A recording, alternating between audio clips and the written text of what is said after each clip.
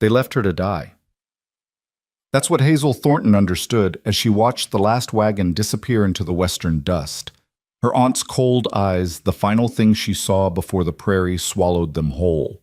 20 years old, alone on the Colorado frontier in 1867, with nothing but a broken trunk and the certainty that the wilderness would claim her by nightfall. Then a rider emerged from the heat shimmer, a cowboy with eyes like winter sky who would change everything. Stay with me until the end of this story, and comment what city you're watching from so I can see how far this tale has traveled. The silence was the worst part. Hazel had grown accustomed to noise over the past 3 months. The constant creak of wagon wheels, the lowing of oxen, children crying, women singing hymns to pass the endless miles, men shouting orders that carried across the plains like gunshots. The wagon train had been a moving city of sound, a cacophony of survival that never ceased, not even in sleep. But now there was nothing. Just wind, just the whisper of tall grass bending in waves across the Colorado prairie and the hammering of her own heart against her ribs. She stood exactly where they'd left her, as if moving might somehow make it more real. Her legs trembled beneath her calico dress, the same dress she'd mended 3 times since leaving Independence, Missouri. The same dress she'd been wearing when her aunt had looked her dead in the eye that morning and said, "You've been nothing but a burden since your parents died. We're done carrying you." Hazel's trunk lay overturned in the dirt beside her, its leather straps broken, her few possessions scattered like seeds the wind might carry away. A spare dress, a Bible her mother had given her, a tin daguerreotype of her parents, young and smiling in a world that no longer existed, 3 letters she'd never sent, a silver hairbrush with half its bristles missing. Everything she owned in this world, and it all fit in a space no bigger than a coffin. The wagon train was already a mile distant, maybe more. She could still see it, a dark line of movement against the endless horizon, trailing dust like a comet's tail. 73 wagons, 218 souls, including the children. She knew because she'd counted them during the long days of walking, something to occupy her mind while her feet bled through her worn boots. Not one of them had looked back. Well, that wasn't entirely true. Samuel Pritchard, the wagon master's teenage son, had turned his horse around once, his young face twisted with something that might have been shame or pity. But his father had barked at him. Hazel heard the sharp command even from a distance. And Samuel had ridden on, his shoulders hunched forward like a man twice his age carrying a weight he couldn't name. The sun hung overhead like a brass coin in a sky too big and too blue to be real. It had to be near 2 o'clock, which meant she had maybe 4 hours of daylight left. 4 hours to figure out how to survive in a landscape that stretched in every direction without mercy, without shelter, without hope. "Think, Hazel," she whispered to herself, her voice strange in the vast emptiness. Think. But thinking required belief in a future, and future was something that had just rolled away on wooden wheels, abandoning her to whatever fate the frontier had in mind. Her Aunt Martha and Uncle Silas had made it clear from the beginning that taking her in after the cholera epidemic had been an act of Christian charity, not love. Hazel had been 16 when the disease swept through their small Illinois town like the angel of death, claiming her parents within days of each other. She'd survived. Sometimes she wondered if that had been the greater curse. "You'll earn your keep," Aunt Martha had said, her thin lips pressed into a line that never smiled. "And you'll be grateful for it." Hazel had been grateful. She'd scrubbed floors until her knees were raw. She'd cooked and cleaned and mended and never complained. Not once. Even when her aunt's criticisms came sharp as thorns. Even when her uncle looked at her in ways that made her skin crawl. Even when she understood she would always be the poor relation, the burden, the girl who should have died with her parents. When they'd announced they were joining a wagon train to Colorado, rumors of silver, of opportunity, of starting fresh. Hazel had felt something dangerous bloom in her chest. Hope. Maybe the West would be different. Maybe she could become someone new, someone valued, someone free. She'd been a fool. The breaking point had come 3 days ago. They'd stopped at a way station, and Hazel had gone to fetch water from the creek. On her way back, she'd encountered Thomas Barrow, a married man from another wagon whose eyes had followed her since independence. He'd cornered her behind the supply wagons, his hands reaching, his breath hot with whiskey. She'd screamed, she'd fought, she'd broken free, and run straight to her aunt and uncle, her dress torn, her face streaked with tears. And Aunt Martha had slapped her. "Temptress," her aunt had hissed. "You brought this on yourself, parading around like a Jezebel. You've shamed us." Hazel had tried to protest, but Uncle Silas had simply turned away, and that night she'd heard them whispering in their wagon, words like trouble and liability and better off without her. She should have known then, should have run. But where? Into the wilderness alone? She'd convinced herself they wouldn't actually abandon her, that blood meant something, that Christian mercy would prevail. Another foolish hope. This morning, Aunt Martha had woken her before dawn. "Get your things together, just what you can carry in your trunk. We're lightening the load." Hazel had obeyed, her hands shaking as she packed. She'd thought maybe they were giving her to another family, or sending her back east with a returning trader. She'd thought many things, but she hadn't thought. The memory of what had actually happened made her knees buckle. She sat down hard in the dirt, right there beside her scattered belongings, and for the first time since her parents died, she let herself cry. Not delicate tears, but great heaving sobs that came from somewhere deep and broken inside her. They'd stopped the wagon, told her to get down. Uncle Silas had thrown her trunk after her, not even bothering to set it down gently. And Aunt Martha had delivered her final judgment. "You're a grown woman now, Hazel, 20 years old enough to make your own way. We've fed you and clothed you and suffered your presence for 4 years. Our debt to your parents is paid." "Please," Hazel had begged, hating herself for it, even as the word left her lips. "Please don't leave me here. I'll do better. I'll be better. You'll die out here," Aunt Martha had said flatly. "But that's not our concern anymore. Perhaps you'll find some cowboy or Indian to take pity on you. God knows we've done all we can." And then they'd simply ridden away, as if she were a piece of furniture they'd decided not to haul any farther. The tears eventually stopped, leaving Hazel hollow and salt-stained, and aware that crying accomplished nothing. The sun hadn't paused in its arc across the sky. The wind hadn't stopped to comfort her. The prairie grass kept bending and rising like a green-gold ocean, indifferent to her suffering. She forced herself to stand, to assess her situation with whatever practical sense she could muster. Her throat was already dry. She'd need water soon. The nearest creek was... where? They'd crossed one that morning, but that had to be 5 miles back at least, and she wasn't certain she could find it, even if she tried. There might be another ahead, but walking in the direction the wagon train had gone felt like chasing ghosts. She had no food, no weapon. The dress she wore, a spare in her trunk, her mother's Bible, the daguerreotype, the letters, the hairbrush. Not even a knife. Aunt Martha had been thorough. "So this is how it ends," Hazel said aloud, needing to hear a human voice even if it was only her own. Hazel Thornton, born 1847, died 1867, forgotten before the wolves even finished picking her bones clean. The thought of wolves made her look around sharply, suddenly aware of how exposed she was. The prairie seemed empty, but she knew that was an illusion. There were things out here. Predators, storms, hostile Indians, outlaws.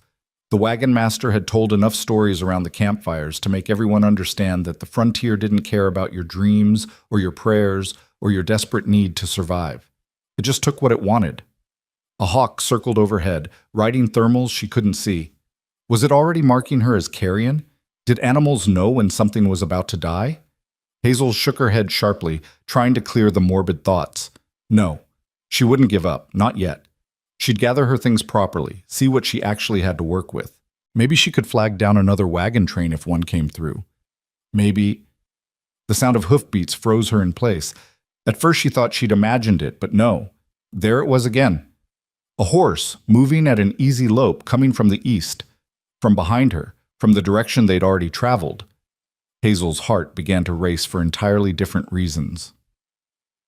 A lone rider on the Colorado prairie could mean many things. Salvation, danger, death wearing a different face. She turned slowly, shading her eyes against the sun, and watched as the rider materialized out of the heat shimmer like something conjured from her desperate prayers. He was still a quarter-mile off, but even from that distance, Hazel could tell he was no farmer or merchant. He sat his horse like a man born to the saddle, and there was something about the way he moved, a kind of easy confidence or maybe wariness that spoke of experience. His hat was pulled low against the sun, and he wore a long duster that flapped behind him like dark wings. Hazel's first instinct was to run, but where? And toward what? She was already trapped in the most dangerous place she could be, completely alone and completely vulnerable.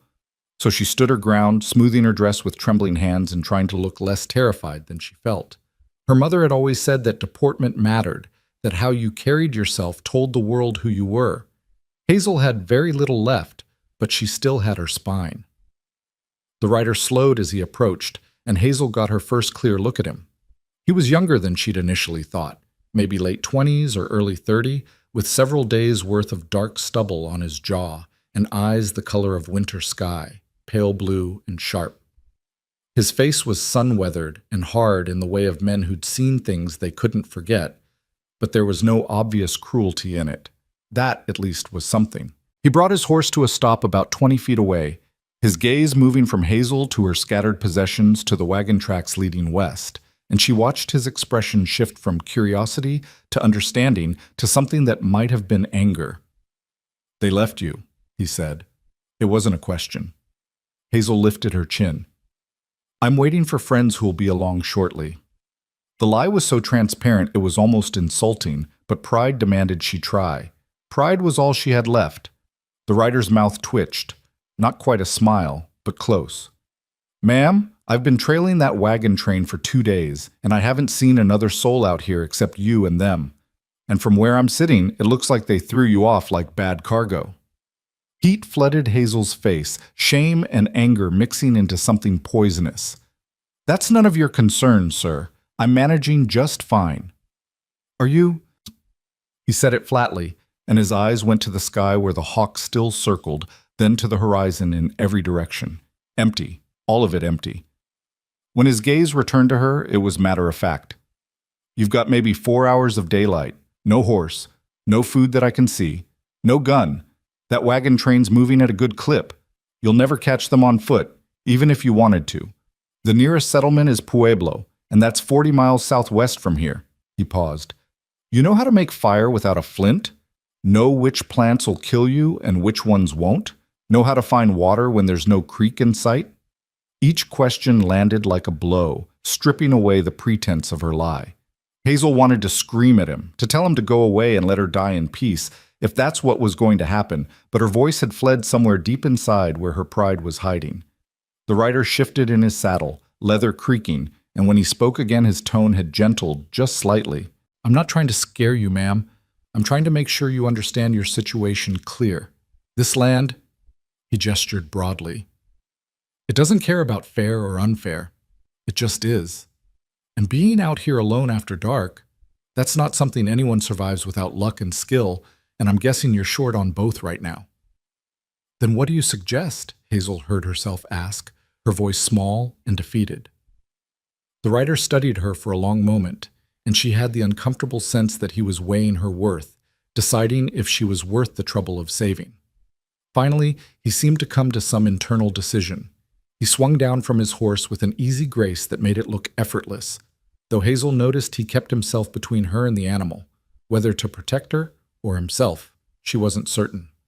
Up close, he was taller than she'd realized, 6 feet at least, with broad shoulders and the kind of lean strength that came from hard living.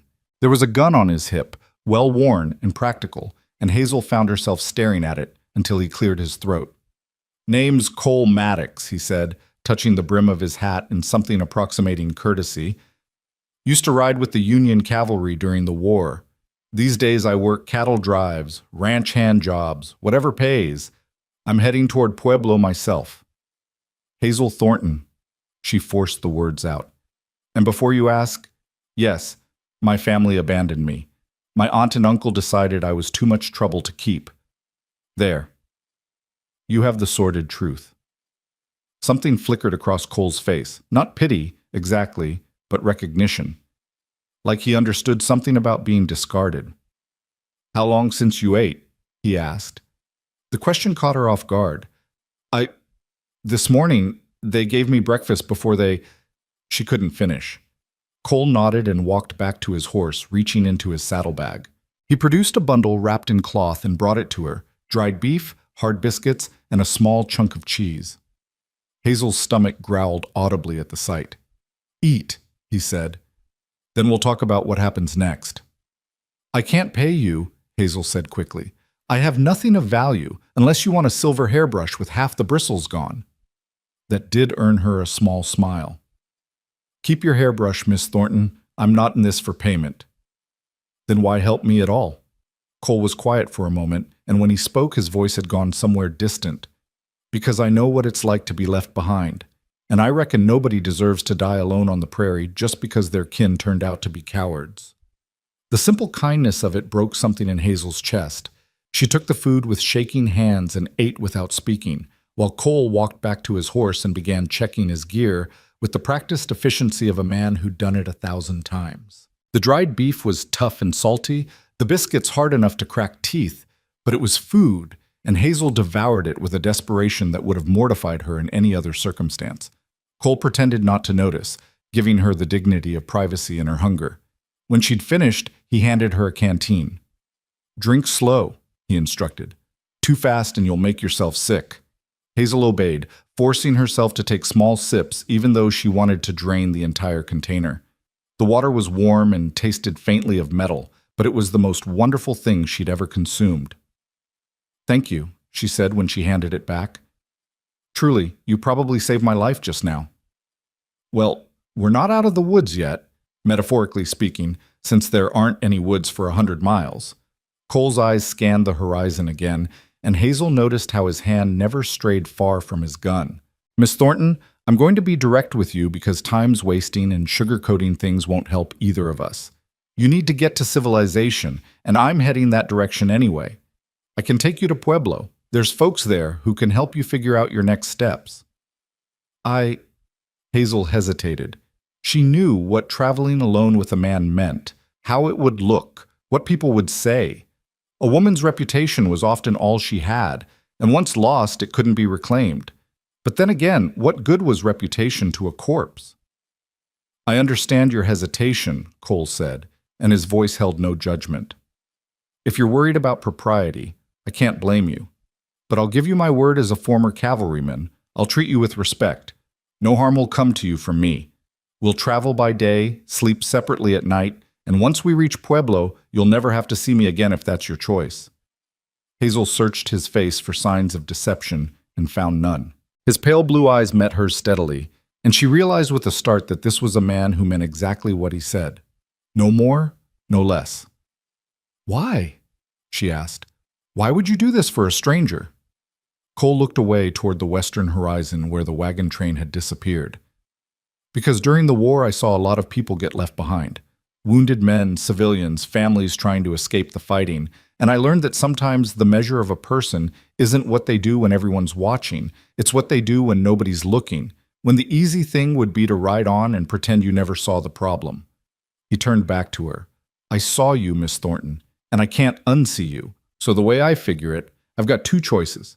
Help you, or spend the rest of my life wondering what happened to the girl they left to die on the Colorado prairie.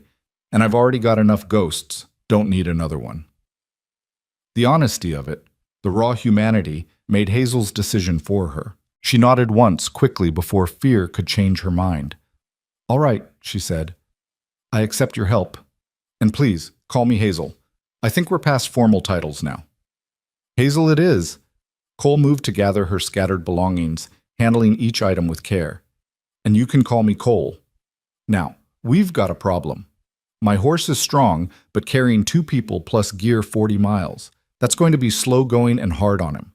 We'll have to walk part of the way, switch off riding. It'll take us 3, maybe 4 days if we don't run into trouble. And if we do run into trouble? Cole's expression went grim. Then it takes however long it takes, and we deal with whatever comes. I'm not going to lie to you, Hazel. This won't be easy or comfortable, but it beats the alternative. Death. He didn't say the word, but they both heard it hanging in the air between them. Hazel helped him gather her things, and Cole fashioned a makeshift pack from her spare dress, tying it securely behind his saddle. The daguerreotype of her parents, the Bible, the letters.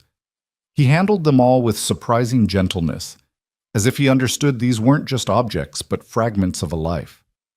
Can you ride? He asked. I've been on a horse a few times, Hazel admitted, Though it's been years, and I wasn't very good even then. You'll ride with me for now, till we get clear of this area. Then we'll see about you taking the horse solo for a while. Give you practice." He swung up into the saddle with that same easy grace, then extended a hand down to her. "Put your foot in the stirrup, and I'll pull you up."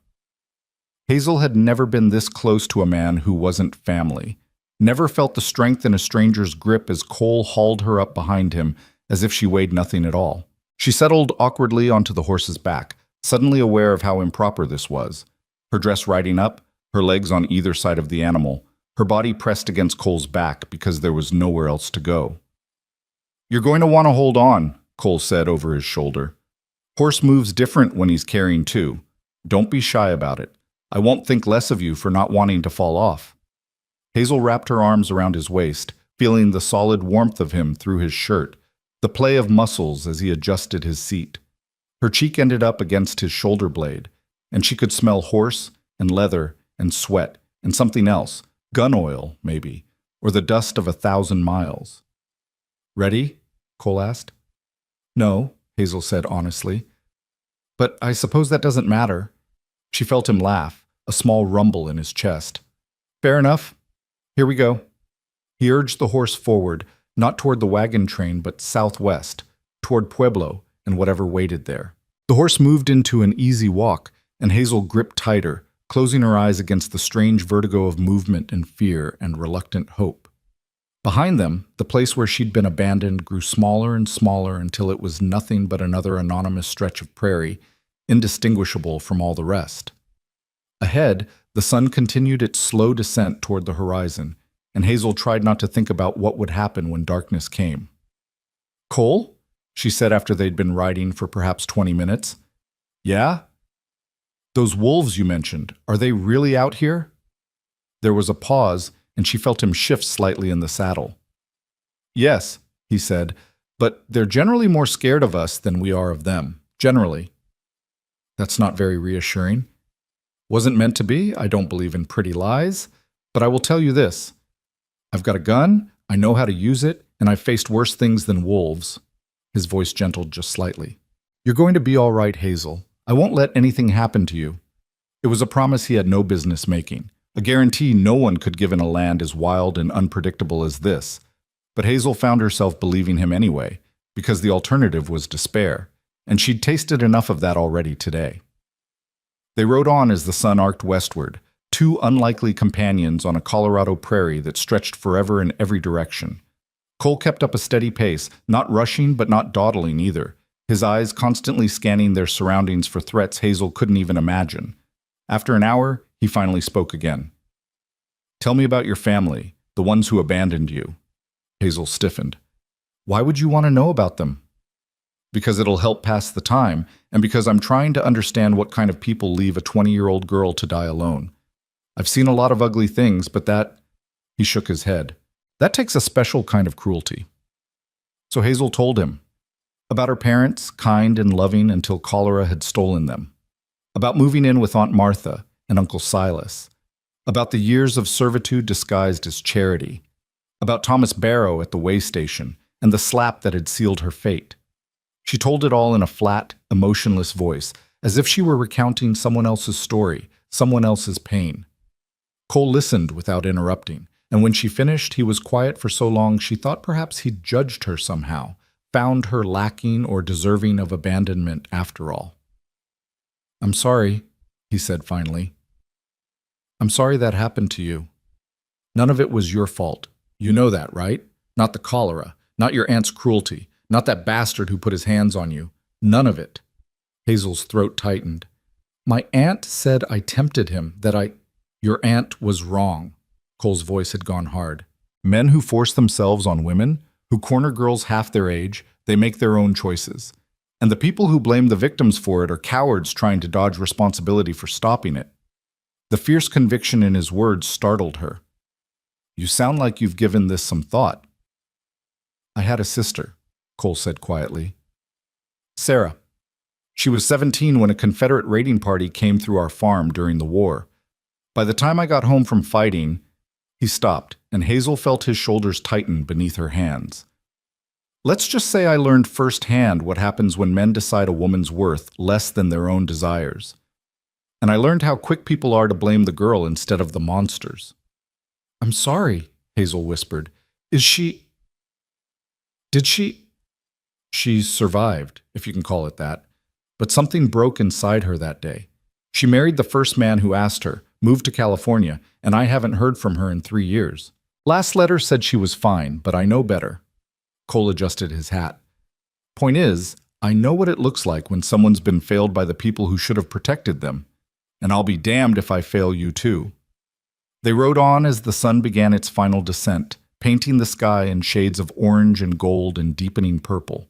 Cole eventually called a halt at a small creek, barely more than a trickle, but water nonetheless. He helped Hazel down from the horse and immediately set about making camp with the kind of practiced efficiency that spoke of years doing exactly this. We'll stay here tonight, he announced. Water for the horse, and there's enough scrub brush to make a fire. You'll sleep on one side of the flames, I'll sleep on the other.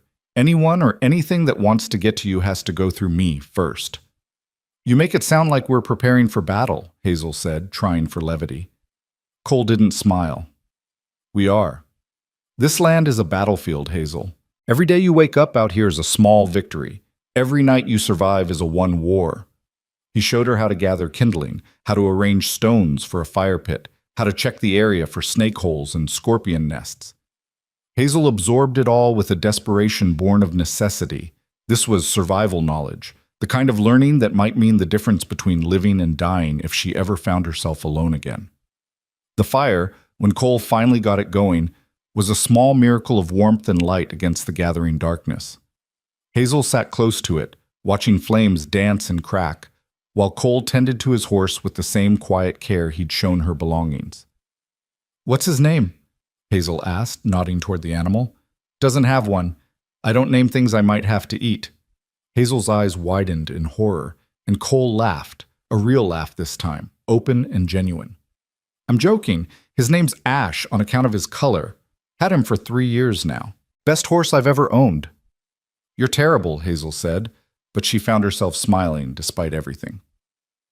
Cole settled on the opposite side of the fire, close enough for conversation but far enough to be proper.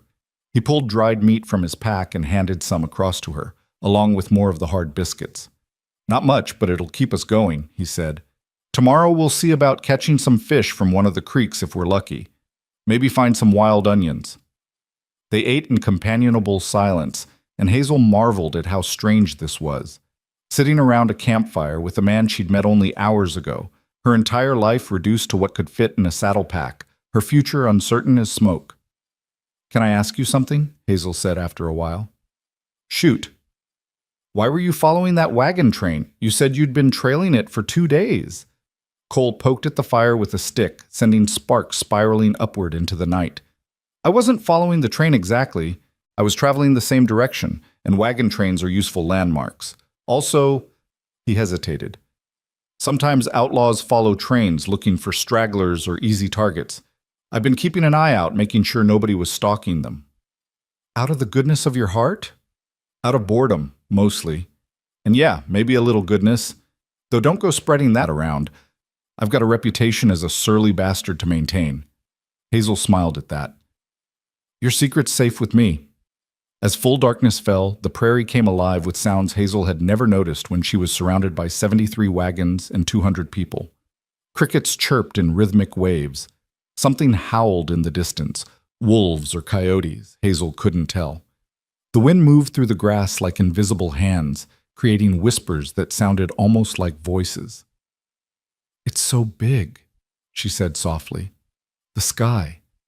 I've never seen so many stars. Cole looked up, and for a moment his hard expression softened. Yeah, that's one thing the war taught me. How small we are. How little any of our fights and feuds matter compared to all this. He gestured broadly at the cosmos.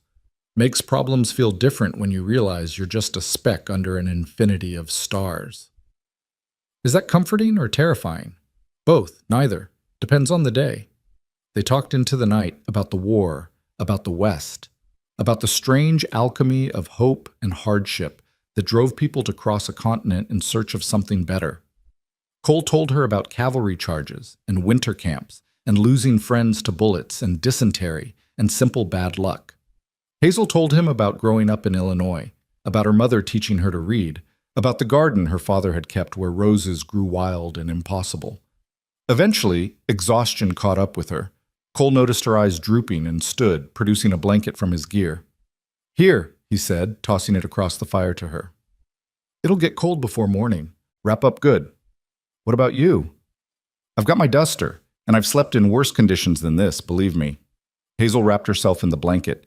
It smelled like horse and campfire smoke, and something indefinably coal, and lay down on the hard ground, using her folded spare dress as a pillow. Above her, the stars wheeled in their ancient patterns, and she tried to remember the last time she'd felt this strange combination of terror and safety. "Cole?" she said quietly. "Still here? Thank you for everything. I don't know how I'll ever repay you." There was a long silence, and then his voice came out of the darkness, rough with something that might have been emotion. "You already did, Hazel. You chose to trust me. In a world this brutal, trust is worth more than gold." Hazel closed her eyes and listened to the crackle of the fire, to Cole's steady breathing, to the vast, wild song of the Colorado night. Tomorrow would bring new fears, new challenges, new miles of uncertainty. But tonight, for the first time since her parents died, she wasn't alone. And somehow, impossibly, that was enough. Dawn came soft and pink across the prairie, and Hazel woke to the smell of coffee brewing over embers. She sat up, disoriented for a moment, her body aching from sleeping on hard ground. Then memory flooded back. The abandonment, Cole Maddox appearing like something conjured from desperation, the long ride to this nameless creek. Cole was already up, crouched by the fire with a battered tin pot balanced on stones.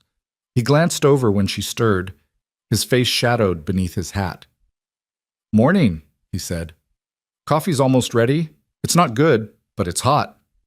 Hazel pushed the blanket aside and stood, trying to smooth her wrinkled dress with hands that felt clumsy and cold. Her hair had come loose from its pins during the night, hanging in tangles down her back. She must look like something the prairie had chewed up and spat out. "Is there water for washing?" she asked, hating how self-conscious she sounded. Cole pointed downstream. "Creek's clean enough about 20 yards that way.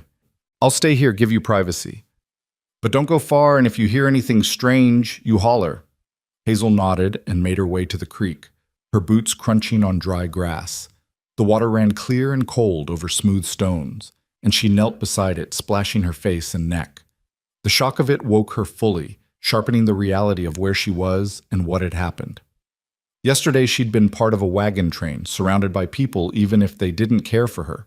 Today she was utterly dependent on a stranger's charity, traveling toward an unknown future in a town she'd never seen. The change was so absolute it felt like being born into a different life. She did her best to tidy herself, braiding her hair with fingers that remembered the pattern, even if her mind was elsewhere. When she returned to camp, Cole handed her a tin cup of coffee so strong it could strip paint. "Thank you," she said, taking a cautious sip. He hadn't lied. It was terrible, but it was warm, and warmth felt like luxury. Cole had already packed most of their gear, moving with the kind of economy that spoke of countless mornings exactly like this one. He kicked dirt over the fire, scattering the stones, erasing evidence they'd ever been there. "We should make good time today if the weather holds," he said. "I'm thinking we'll ride for 2 hours, then you'll take Ash for a spell while I walk.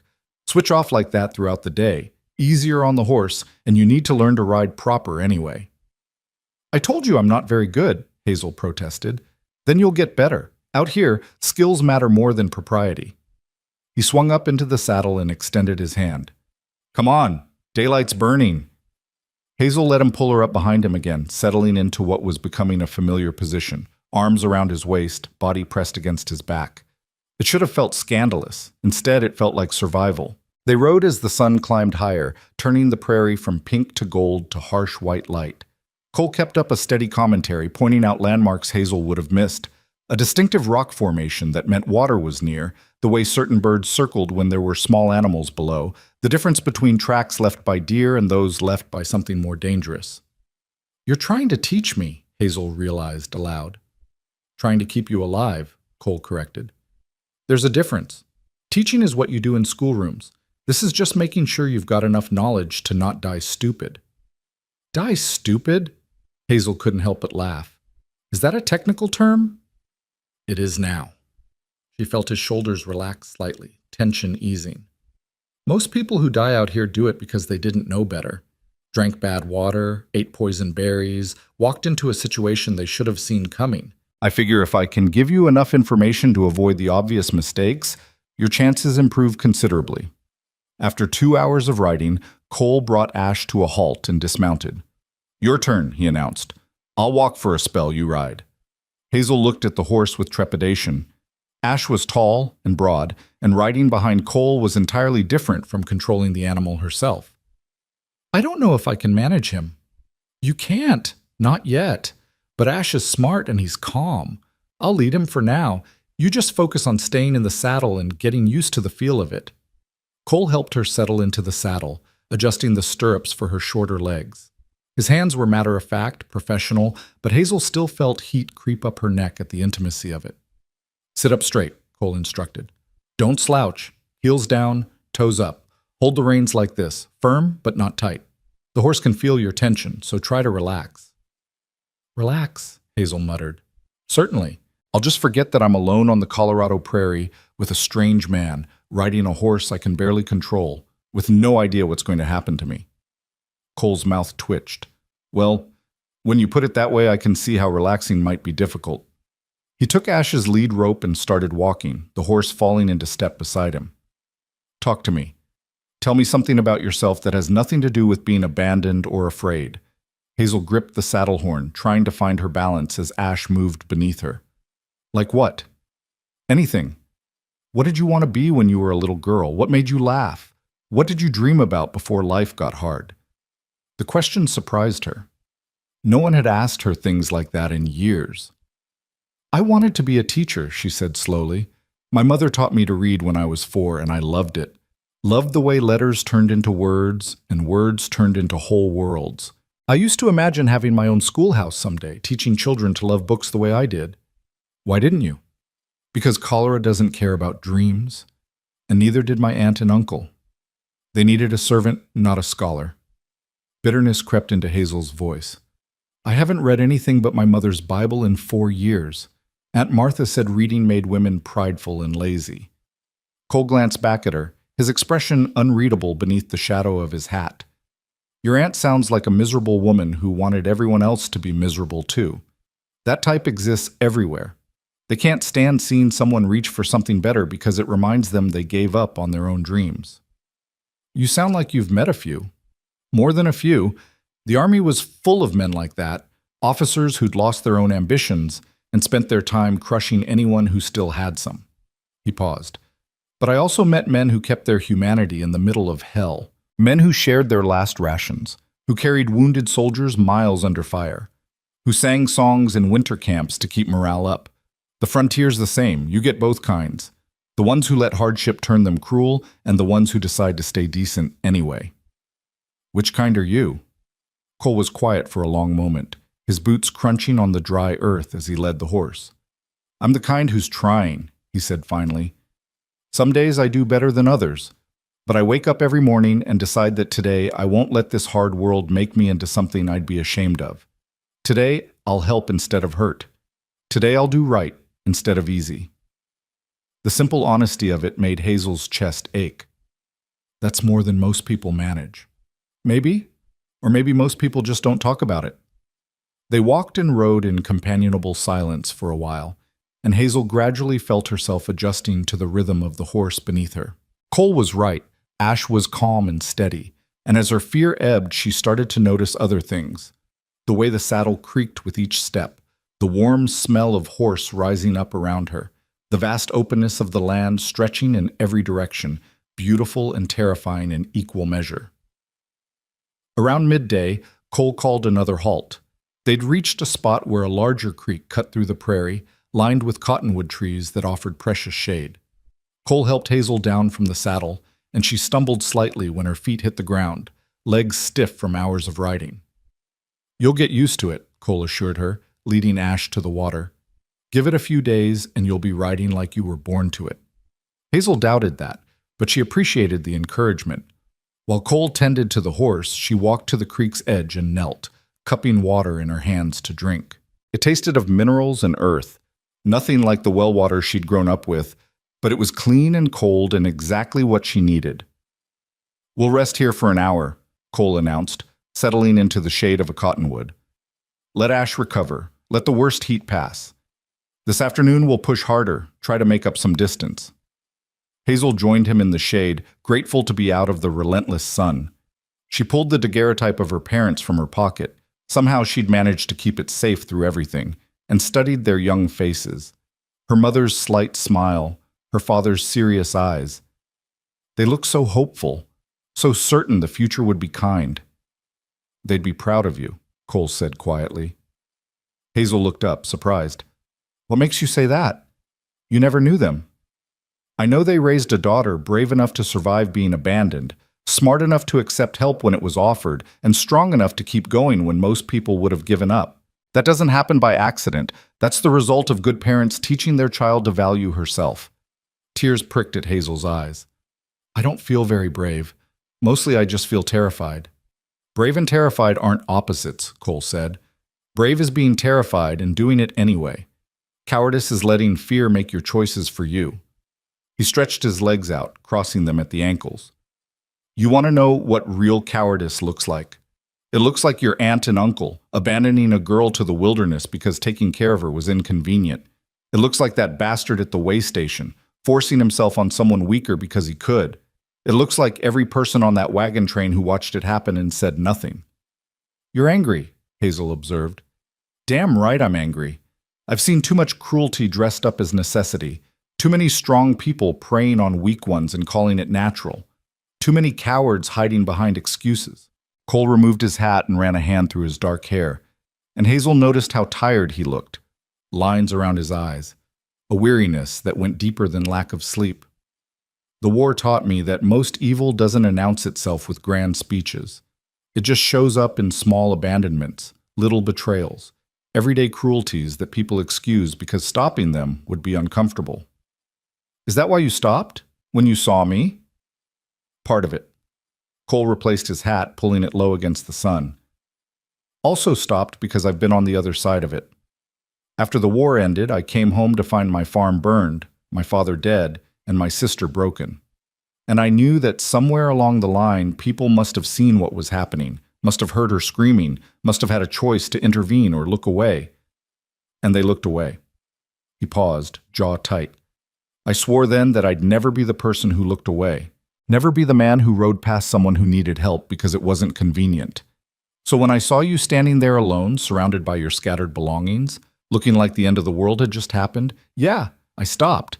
Because if I hadn't, I'd be just another coward, and I've got enough to answer for without adding that to the list."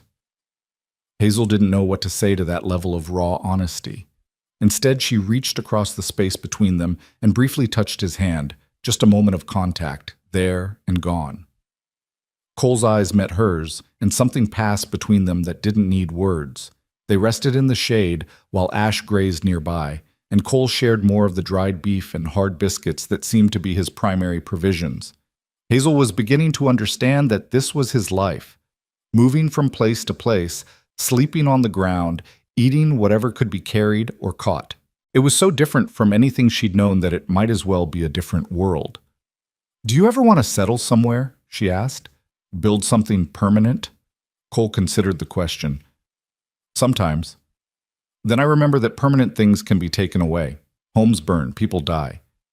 The only thing you really own is what you can carry and what you know. Everything else is temporary." "That's a lonely way to live." "Yeah," Cole agreed softly. "It is." When the hour had passed, they resumed their journey. This time Hazel rode without Cole leading Ash, though he walked close beside them, ready to intervene if the horse spooked.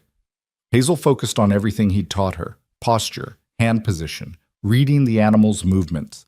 It was harder than it looked, requiring constant attention and adjustment, but there was satisfaction in feeling herself improve even slightly. The afternoon stretched long and hot, and the landscape began to change in subtle ways.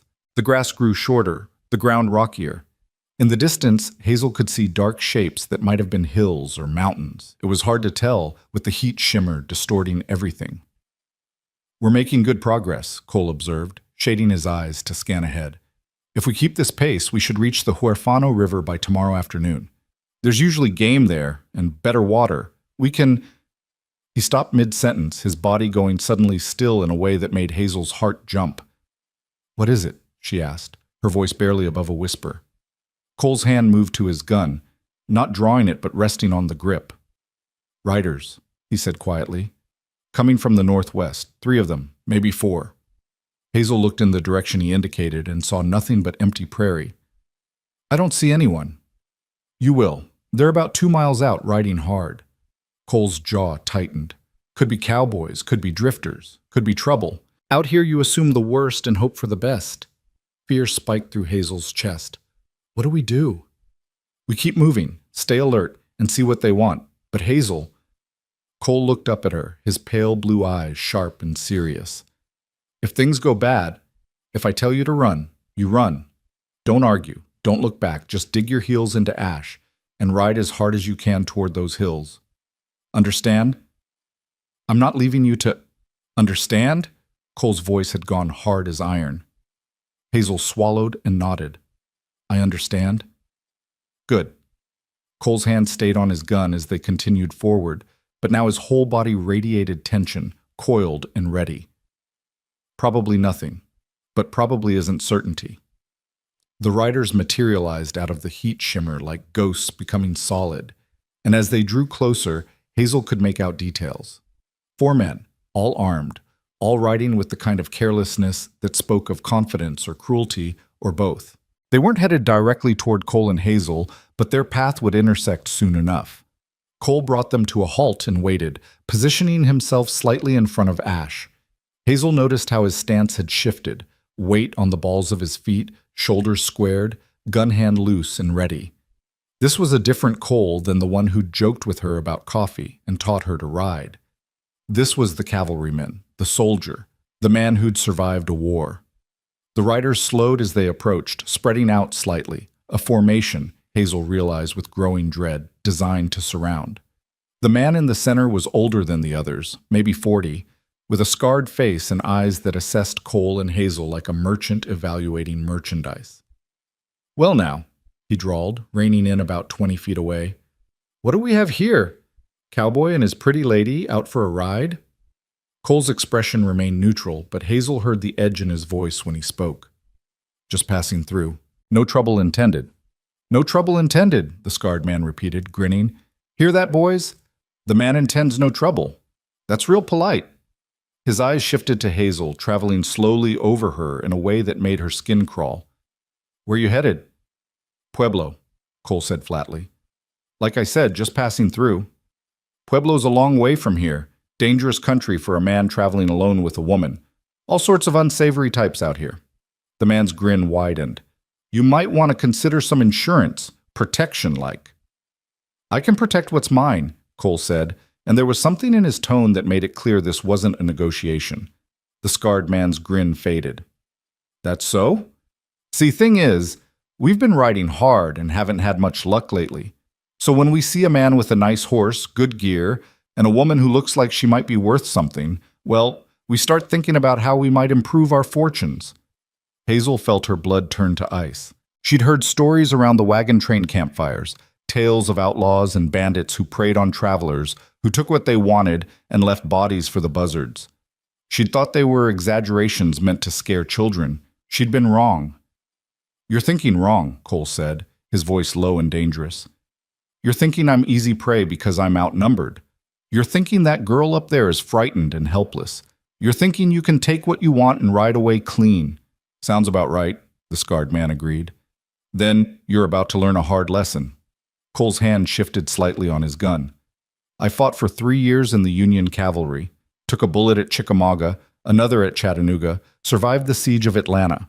I've killed men in battle, and I've killed men in self-defense, and I've lost count of both numbers. So before you decide to make this a gunfight, ask yourself, are you willing to die today? Because at least 2 of you will, if you push this, maybe all 4. And for what? A horse and some gear? The confidence in the scarred man's face wavered slightly. Behind him, the other riders shifted uncomfortably. This wasn't going the way they'd planned. "Big talk from one man," the scarred man said, but his voice had lost its swagger. "Not talk. Promise." Cole's eyes were winter cold. "I'm offering you a choice. Ride away now, and we all live to see tomorrow, or make the stupid choice and see what happens. But decide fast, because my patience just ran out." The tension stretched so tight Hazel thought it might snap. Her hands gripped the saddle horn until her knuckles went white, and she could hear her own heartbeat thundering in her ears. 4 against 1. The odds were terrible. Cole would die trying to protect her, and then she'd... The scarred man spat into the dirt and jerked his chin toward his companions. "Come on, crazy bastard's not worth the trouble." "Smart choice," Cole said softly. They rode away, though not before the scarred man looked back once, his expression promising this wasn't over, just postponed. Hazel watched them disappear into the prairie, her whole body shaking with delayed fear. "Are they really gone?" she managed. "For now." Cole's voice was tight. "But they might circle back after dark, or follow us at a distance. Either way, we need to move fast and cover our tracks." He looked up at her, and his expression softened slightly. "You did good, Hazel. Stayed calm. Didn't panic. That matters." "I was terrified." "I know, so was I. But we're alive and they're gone, so we win." Cole started walking again, faster now, his eyes constantly scanning their surroundings. "We'll push hard till sundown, find a defensible place to camp, somewhere with good sightlines and our backs protected." Hazel's voice came out small. "Will they really come back?" "Maybe. Men like that, pride matters more than sense sometimes. I embarrassed him in front of his crew. That's the kind of thing that festers." Cole's jaw set. "But I meant what I said. I'll protect you, Hazel. Whatever it takes." They traveled hard for the rest of the afternoon, and Cole's wariness infected Hazel until she found herself jumping at every sound, seeing threats in every shadow. The prairie that had seemed beautiful that morning now felt hostile, full of hidden dangers and malicious intent. As the sun began its descent, Cole led them to a rocky outcropping that rose from the prairie like an island from the sea. It wasn't much, maybe 15 feet high, with scattered boulders that could provide cover, but it was the best defensive position Hazel had seen all day. "We'll camp here," Cole announced. "No fire tonight, can't risk the smoke giving away our position. Cold camp, quiet, and we take turns keeping watch." Hazel dismounted on shaking legs, exhausted and frightened and trying not to show either.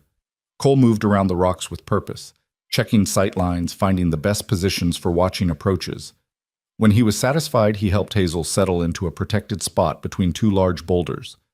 "You'll sleep here," he said. "I'll be just above you, watching. If anything happens, you stay low and quiet. Let me handle it." "Cole, I need you to trust me on this, Hazel. I know what I'm doing. I've survived worse situations with worse odds." He touched her shoulder briefly, a gesture meant to comfort. "Try to sleep if you can. Tomorrow we'll push hard for the Huerfano River. Once we cross that, we're within a day of Pueblo. Almost there." Almost there. The words should have been encouraging, but they felt impossibly far away. Hazel wrapped herself in the blanket, Cole's blanket, the one he'd given her the first night, and tried to make herself small and invisible between the rocks. Above her, Cole settled into his watch position, and Hazel could just barely see his silhouette against the darkening sky. He sat utterly still, gun in hand, scanning the prairie with the patience of a man who'd done this 1,000 times. Hazel closed her eyes and tried to sleep, but every sound jerked her awake. The wind through the rocks, a nightbird calling, the distant yip of coyotes. Hours passed in slow agony, and she wondered how Cole could maintain such vigilance, such focus. Sometime deep in the night, she heard him shift position, and his voice came down to her, barely a whisper. "Still awake?" "Can't sleep," Hazel admitted. "Too afraid." "Yeah, I remember that feeling.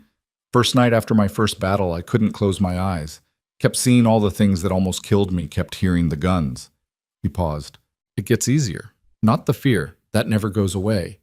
But you learn to function alongside it. Learn to do what needs doing, even when you're scared." "Were you scared this afternoon? With those men?" Cole was quiet for a moment.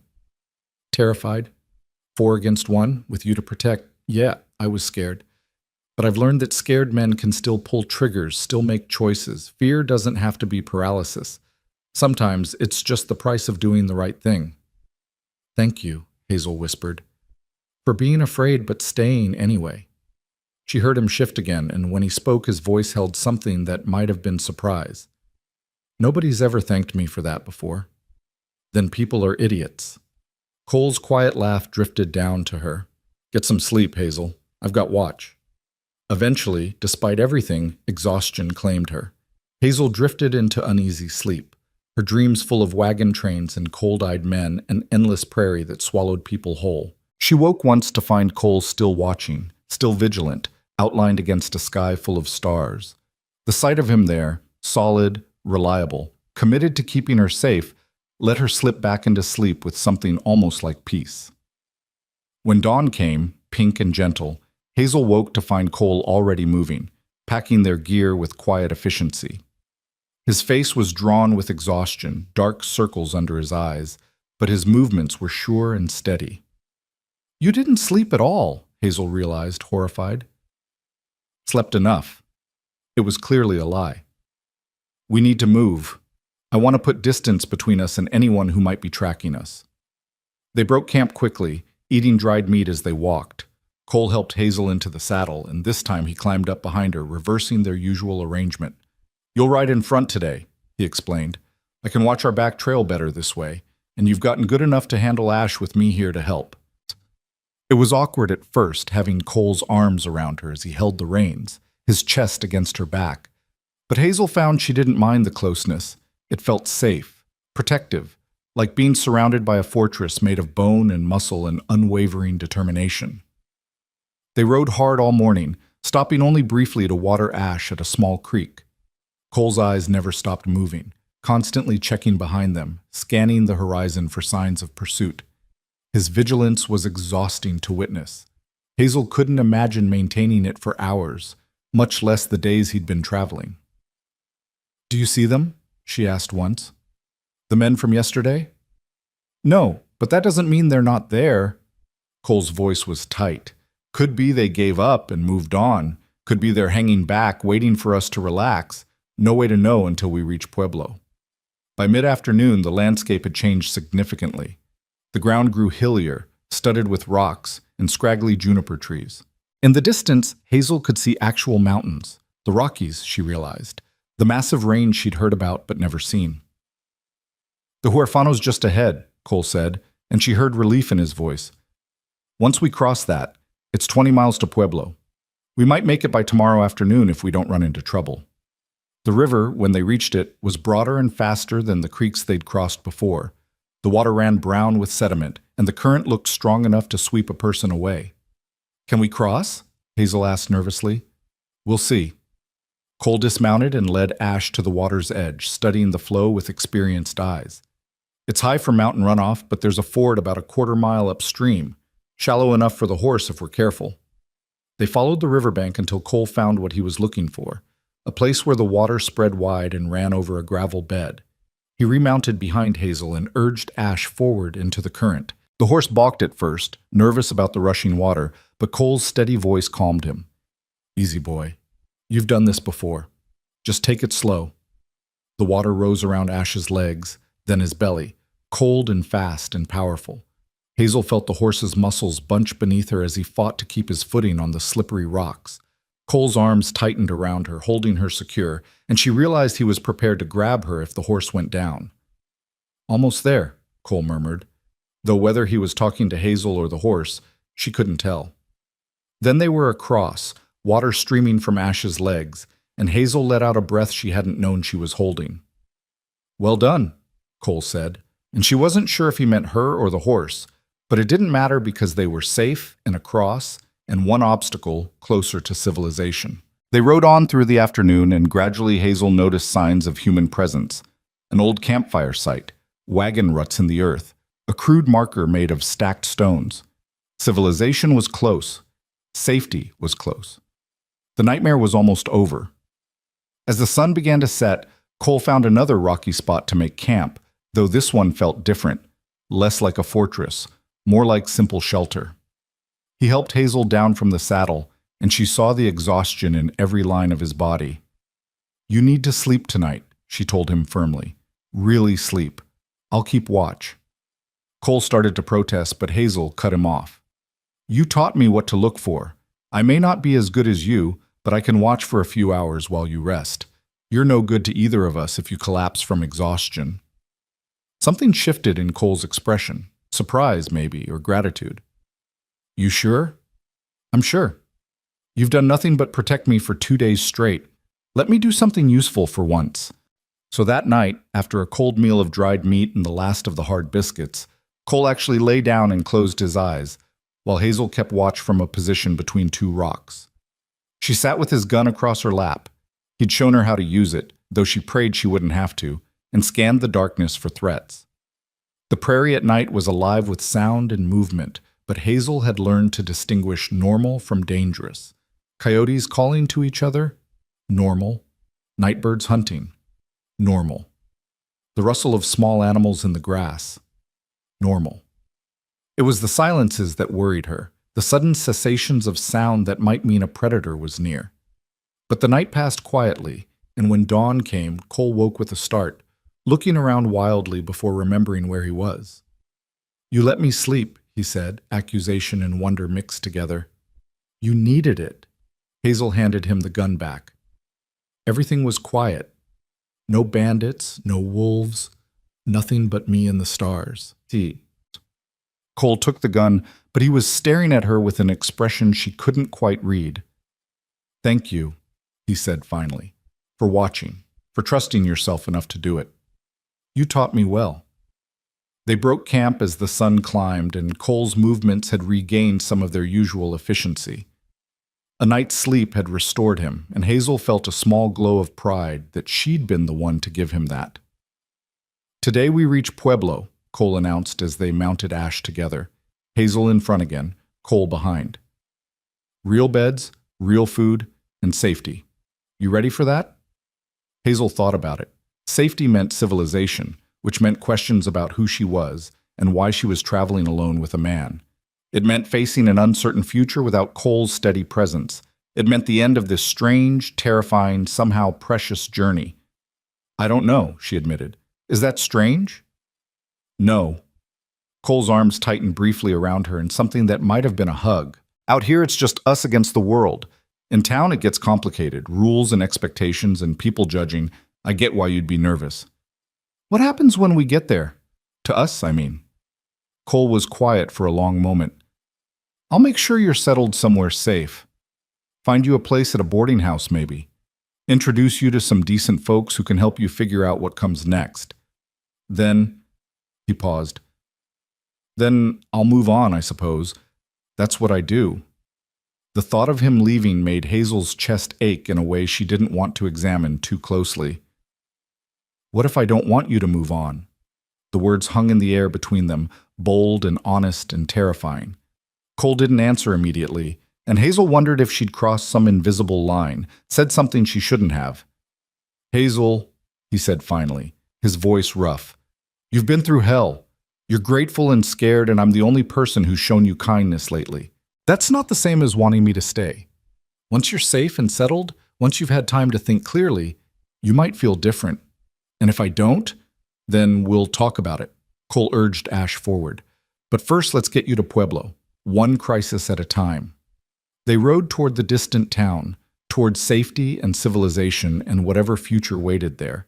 And Hazel leaned back against Cole's chest and tried not to think about what it would feel like when he finally let her go. Pueblo appeared on the horizon like a mirage made solid, a collection of adobe buildings and wooden structures clustered along the Arkansas River, smoke rising from chimneys, the blessed signs of human civilization after days of empty prairie. Hazel felt her heart lift at the sight, then immediately sink as she remembered what reaching town meant. Cole would leave. This strange, intense companionship born of necessity would end, and she'd be alone again in a different way. "There it is," Cole said quietly behind her. "We made it." They'd been riding since dawn, covering the final 20 miles with determination bordering on desperation. Both of them were exhausted, filthy from days of trail dust, and Hazel knew she must look like something the cat dragged in. Her dress was wrinkled and stained, her hair escaping its braid in wild tangles, her face probably sunburned beyond repair. But they were alive. Against odds that had seemed impossible 3 days ago, they were alive and whole and entering a town where help waited. Cole guided Ash down the main street, and Hazel felt eyes turning toward them, curious gazes from men lounging outside a saloon, suspicious looks from women hanging laundry, the frank stares of children who recognized strangers when they saw them. She knew what they were seeing, a cowboy and a bedraggled woman riding together on one horse, clearly having traveled far and rough. She knew what they were thinking, too, and felt heat climb her neck that had nothing to do with the sun. Cole seemed oblivious to the stares, or perhaps he was just accustomed to them. He rode straight to a sturdy 2-story building with a sign that read Sheriff's Office, and dismounted with that easy grace Hazel had come to recognize. He helped her down, his hands steady on her waist, and she stumbled slightly when her feet hit solid ground. 3 days of constant riding had left her legs uncertain. "Wait here with Ash," Cole instructed. "I need to report those men we encountered. Sheriff needs to know there's bandits working this territory." He disappeared into the office before Hazel could protest, leaving her standing awkwardly on the street beside the horse. She tried not to notice the continued stares, the whispers between 2 women across the street, the way a merchant in a doorway looked her up and down with obvious disapproval. Cole emerged 15 minutes later with a solidly built man in his 50s, wearing a badge and an expression of concern. The sheriff's eyes went to Hazel, assessing her with the kind of professional scrutiny she imagined he used on everyone. "Miss Thornton," Cole said, "this is Sheriff Dan Kowalski." "Sheriff, this is Hazel Thornton, the woman I told you about." "Ma'am," the sheriff said, touching his hat. His voice was gruff but not unkind. "Mr. Maddox here tells me you had some trouble on the trail. I'm sorry to hear that. Are you hurt?" "No, sir. Mr. Maddox ensured I came to no harm." The sheriff's eyes flicked between them, and Hazel saw him drawing conclusions, making judgments. "I see. And these men who threatened you, you're certain there were 4 of them?" "Yes, sir," Cole answered. Leader had a scar running from his left eye to his jaw. About 40 years old, rode a paint horse. The others were younger, less distinctive. They were armed and looking for easy prey.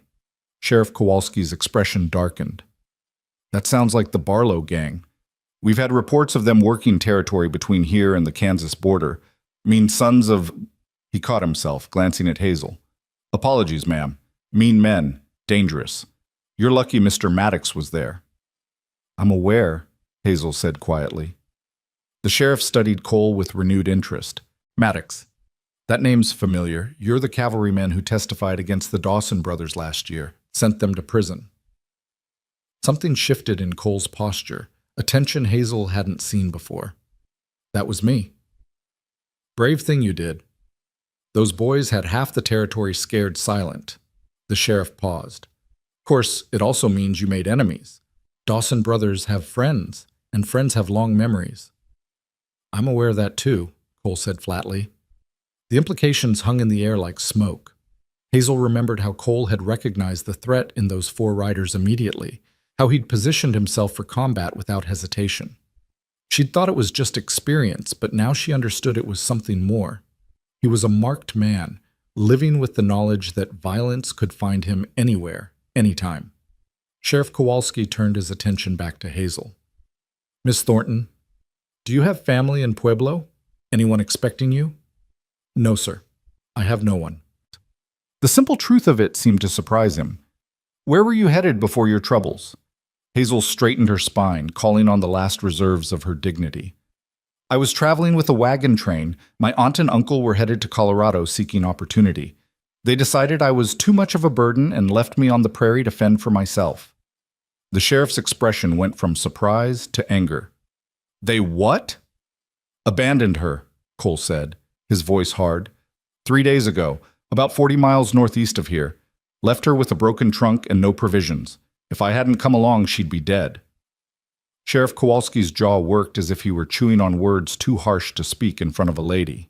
"That's criminal. That's attempted murder, is what that is. You have names? Wagon train master?" Samuel Pritchard was the wagon master, Hazel said.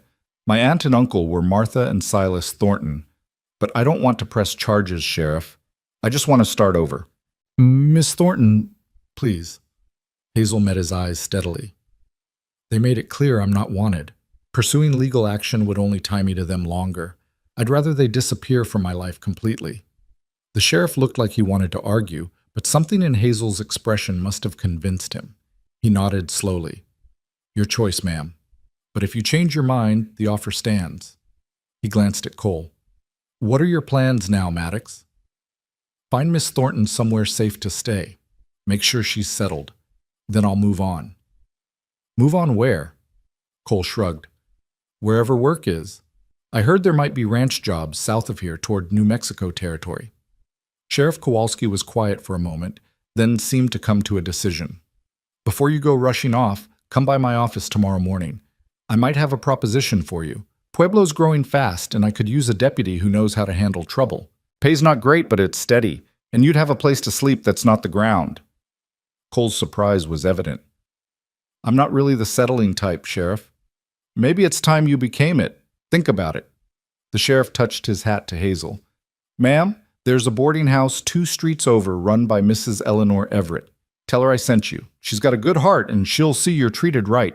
And if you need anything at all, you come find me. Understand? Yes, sir. Thank you.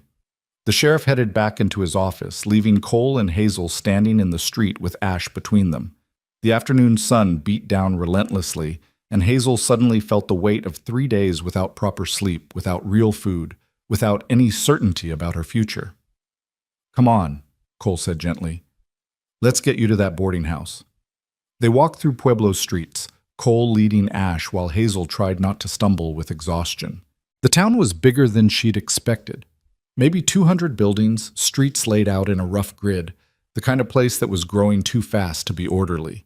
She saw a general store, a bank, a hotel, 2 saloons, a church with a white steeple, a schoolhouse that made her heart ache with longing.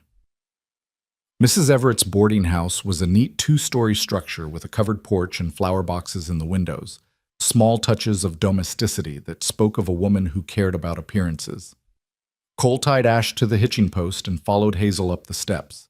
Before they could knock, the door opened to reveal a woman in her 60s with steel-gray hair pinned in a severe bun and sharp eyes that missed nothing. She looked at Cole, then at Hazel, and her expression shifted from suspicion to concern. Good heavens, child, she said, addressing Hazel. You look like you've been through a war. Come in, come in. And you, sir? She pointed at Cole. You can explain yourself in the parlor. They were ushered inside to a clean, comfortable room, furnished with worn but well-maintained furniture. Mrs. Everett disappeared and returned moments later with water and clean cloths, which she handed to Hazel with a no-nonsense efficiency. Wash your face and hands while this gentleman tells me how you came to be in such a state, she instructed. Cole explained, his words economical and factual. Hazel washed the trail dust from her skin and listened to him recount their journey, the abandonment, the encounter with bandits, the 3-day ride to safety. Mrs. Everett's expression grew progressively more horrified. Those people should be horsewhipped, she declared when Cole finished. Leaving a girl alone on the prairie like that. It's unconscionable, she turned to Hazel. You poor dear, but you're safe now. I have a room available, small but clean, $3 a week for room and board, meals included. Can you manage that? Hazel's heart sank. I have no money, Mrs. Everett. I have nothing but what I'm wearing and a few belongings Mr. Maddox carried for me. I see. Mrs. Everett's expression softened. Well, we'll figure something out. I could use help around here, cooking, cleaning, mending. If you're willing to work, we can apply your labor against the room cost until you get on your feet. I'm very willing to work, Hazel said quickly. I'm a hard worker, ma'am. I can cook and clean and mend. I can do laundry, tend gardens, anything you need. Can you read and write? Yes, ma'am. My mother taught me.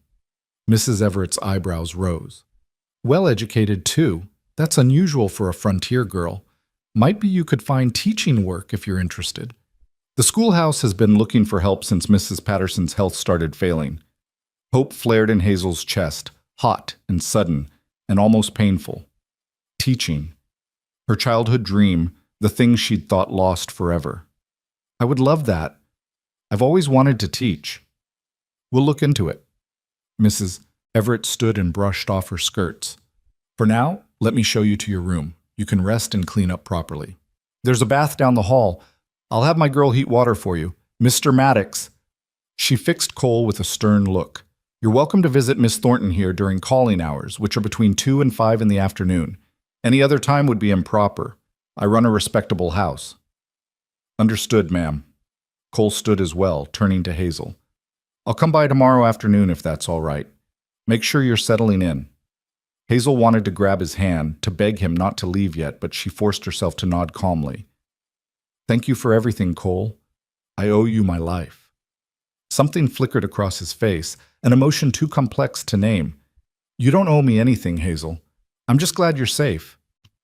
He left then, his boots echoing on the wooden floor, and Hazel felt his absence like a physical thing, a sudden cold where warmth had been, an emptiness where protection had stood.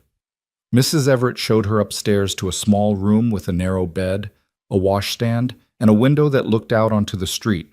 It was simple and spare, but it was clean and safe and more than Hazel had dared hope for 3 days ago. I'll have Mary bring up hot water, Mrs. Everett said. Take your time, dear. Wash up, rest, and come down for supper at 6. We eat as a household. There are 4 other boarders currently, all women, all respectable. You'll fit in fine. When she was alone, Hazel sank onto the bed and let herself shake. The journey was over. She was safe. Cole had kept his promise, had delivered her to civilization and people who would help. This was what she'd needed, what she'd been desperate for. So why did it feel like she'd lost something precious? The hot bath that arrived an hour later was a luxury Hazel had almost forgotten existed. She scrubbed days of trail dust from her skin and hair, watching the water turn brown with grime. Mary, the boarding house girl, had brought up Hazel's trunk. Cole must have arranged it before he left. And Hazel changed into her spare dress, which was hardly better than the one she'd been wearing, but at least it was clean.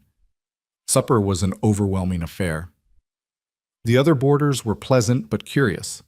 A widow named Mrs. Carson, 2 young women who worked at the general store, and an older woman named Miss Pritchard who taught piano lessons. They all wanted to know about Hazel, where she'd come from, how she'd ended up in Pueblo. Hazel gave them an edited version that left out the worst details. She could see Mrs. Everett watching her carefully, perhaps judging how much truth to allow, but the landlady said nothing to contradict her. After supper, exhausted beyond measure, Hazel excused herself and returned to her small room. She lay in the narrow bed, so strange after 3 nights on the ground, and stared at the ceiling while her mind spun with everything that had happened. 4 days ago, she'd been part of a wagon train, believing she had some kind of future, however bleak. 3 days ago, she'd been abandoned, certain she would die. 2 days ago, she'd been riding behind a stranger through hostile territory. Yesterday, she'd watched that stranger face down 4 armed men to protect her. And today she was alone in a boarding house in a town she'd never seen, entirely dependent on the kindness of strangers, with no clear path forward. But alive. Against all odds, impossibly alive. Sleep claimed her suddenly, dragging her down into darkness so complete she didn't dream. She woke to sunlight streaming through her window and the smell of coffee and bacon drifting up from below. For a moment she couldn't remember where she was, and panic seized her. Then memory returned and she relaxed into the mattress. Safe. She was safe. The day passed in a blur of activity. Mrs. Everett put Hazel to work immediately, sweeping, dusting, helping with laundry. The work was familiar and oddly comforting, giving her hands something to do while her mind processed everything. The other boarders were kind, including her in their conversations, treating her like she belonged. At 2 o'clock, Hazel positioned herself near the front windows, trying not to be obvious about watching for Cole. Mrs. Everett noticed and gave her a knowing smile, but said nothing.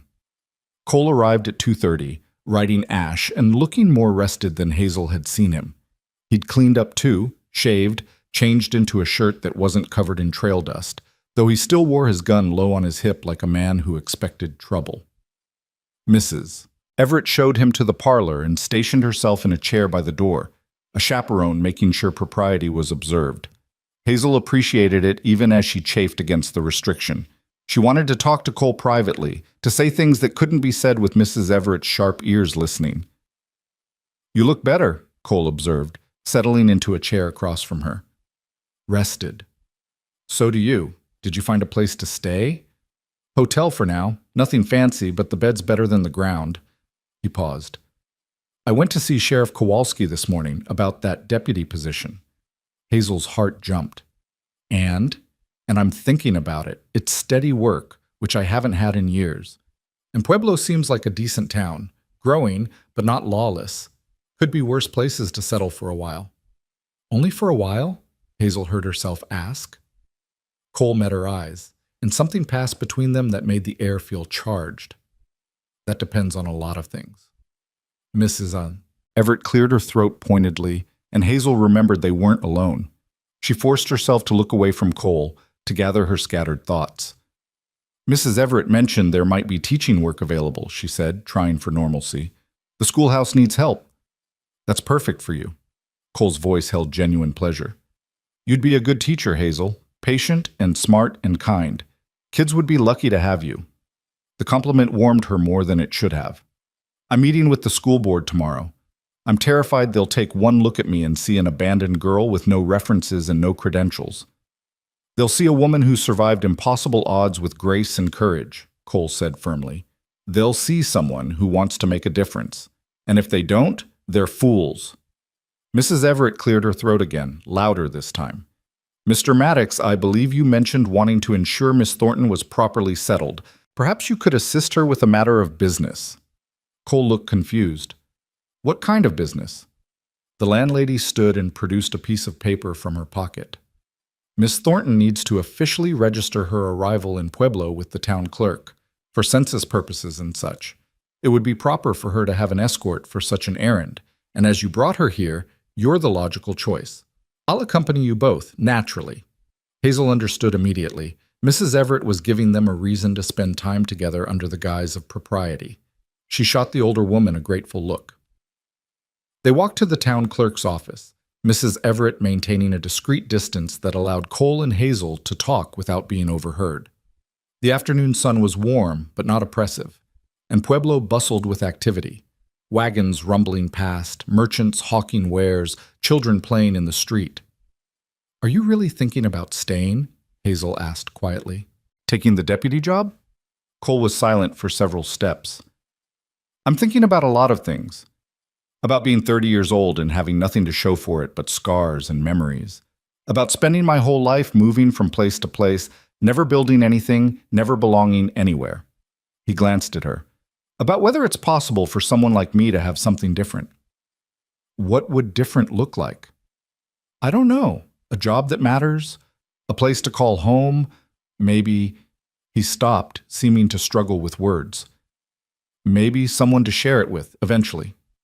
Hazel's breath caught. She knew they were talking around something, circling it without naming it directly. The attraction between them was undeniable, had been since that first day when he'd offered her food and safety without asking for anything in return. But attraction born of crisis was different from attraction that could survive normal life, wasn't it? "Cole," she said carefully, "you don't owe me anything. You saved my life, and I'll be forever grateful, but you don't have to stay in Pueblo because of some misplaced sense of responsibility toward me." He stopped walking and turned to face her, his pale blue eyes intense. "What if it's not about responsibility? What if it's about wanting to stay?" Before Hazel could respond, Mrs. Everett materialized at her elbow. "The clerk's office is just ahead, dear. Let's get this business done before they close for the day." The moment shattered, and they continued walking. But Hazel's heart was racing, and when Cole's hand briefly brushed hers, accidentally or deliberately, she couldn't tell, electricity shot through her. The clerk's office was a small, stuffy room filled with ledgers and forms. A harried-looking man took Hazel's information, name, age, previous residence, reason for coming to Pueblo. When he asked about family, she said simply, "None." The word felt both truthful and terrifying. As they were leaving, they nearly collided with a well-dressed man entering, 50s, gray hair, expensive suit. He stopped when he saw Cole, and his face lit up with recognition. "Cole Maddox, I heard you were in town. Mayor Harrison, we met last year when you testified against the Dawsons." Cole shook his hand. Mr. Mayor, good to see you. The pleasure's mine. Sheriff Kowalski tells me he's trying to recruit you as deputy. I hope you'll accept. We need good men in this town, and your reputation precedes you. The mayor's eyes shifted to Hazel, curious and assessing. And who is this young lady? Miss Hazel Thornton, Cole said. She's new to Pueblo, looking to make a fresh start. Wonderful, wonderful. We need good people as much as we need good lawmen. The mayor's expression turned thoughtful. Miss Thornton, forgive my presumption, but Sheriff Kowalski mentioned you might be educated. Is that true? I can read and write, sir. My mother was a teacher before she married. Excellent. The school board has been desperate for help. Our current teacher, Mrs. Patterson, is struggling with 60 students and failing health. We've been trying to find an assistant, but qualified candidates are rare on the frontier. He pulled a card from his pocket and handed it to Hazel. Come see me tomorrow morning at 10. I'm on the school board. We'll discuss possibilities. He tipped his hat and disappeared into the clerk's office, leaving Hazel staring at the card in her hand with something approaching disbelief. See? Cole said softly. Told you they'd see what you're worth. They walked back to the boarding house as the sun began its descent toward the mountains. Mrs. S. Everett maintained her discreet distance, and Hazel found herself acutely aware of every detail. The way Cole's shadow fell across hers, the sound of his boots on the wooden boardwalk, the careful space he maintained between them to preserve propriety. At the boarding house steps, he stopped and looked at her with an expression she couldn't quite read.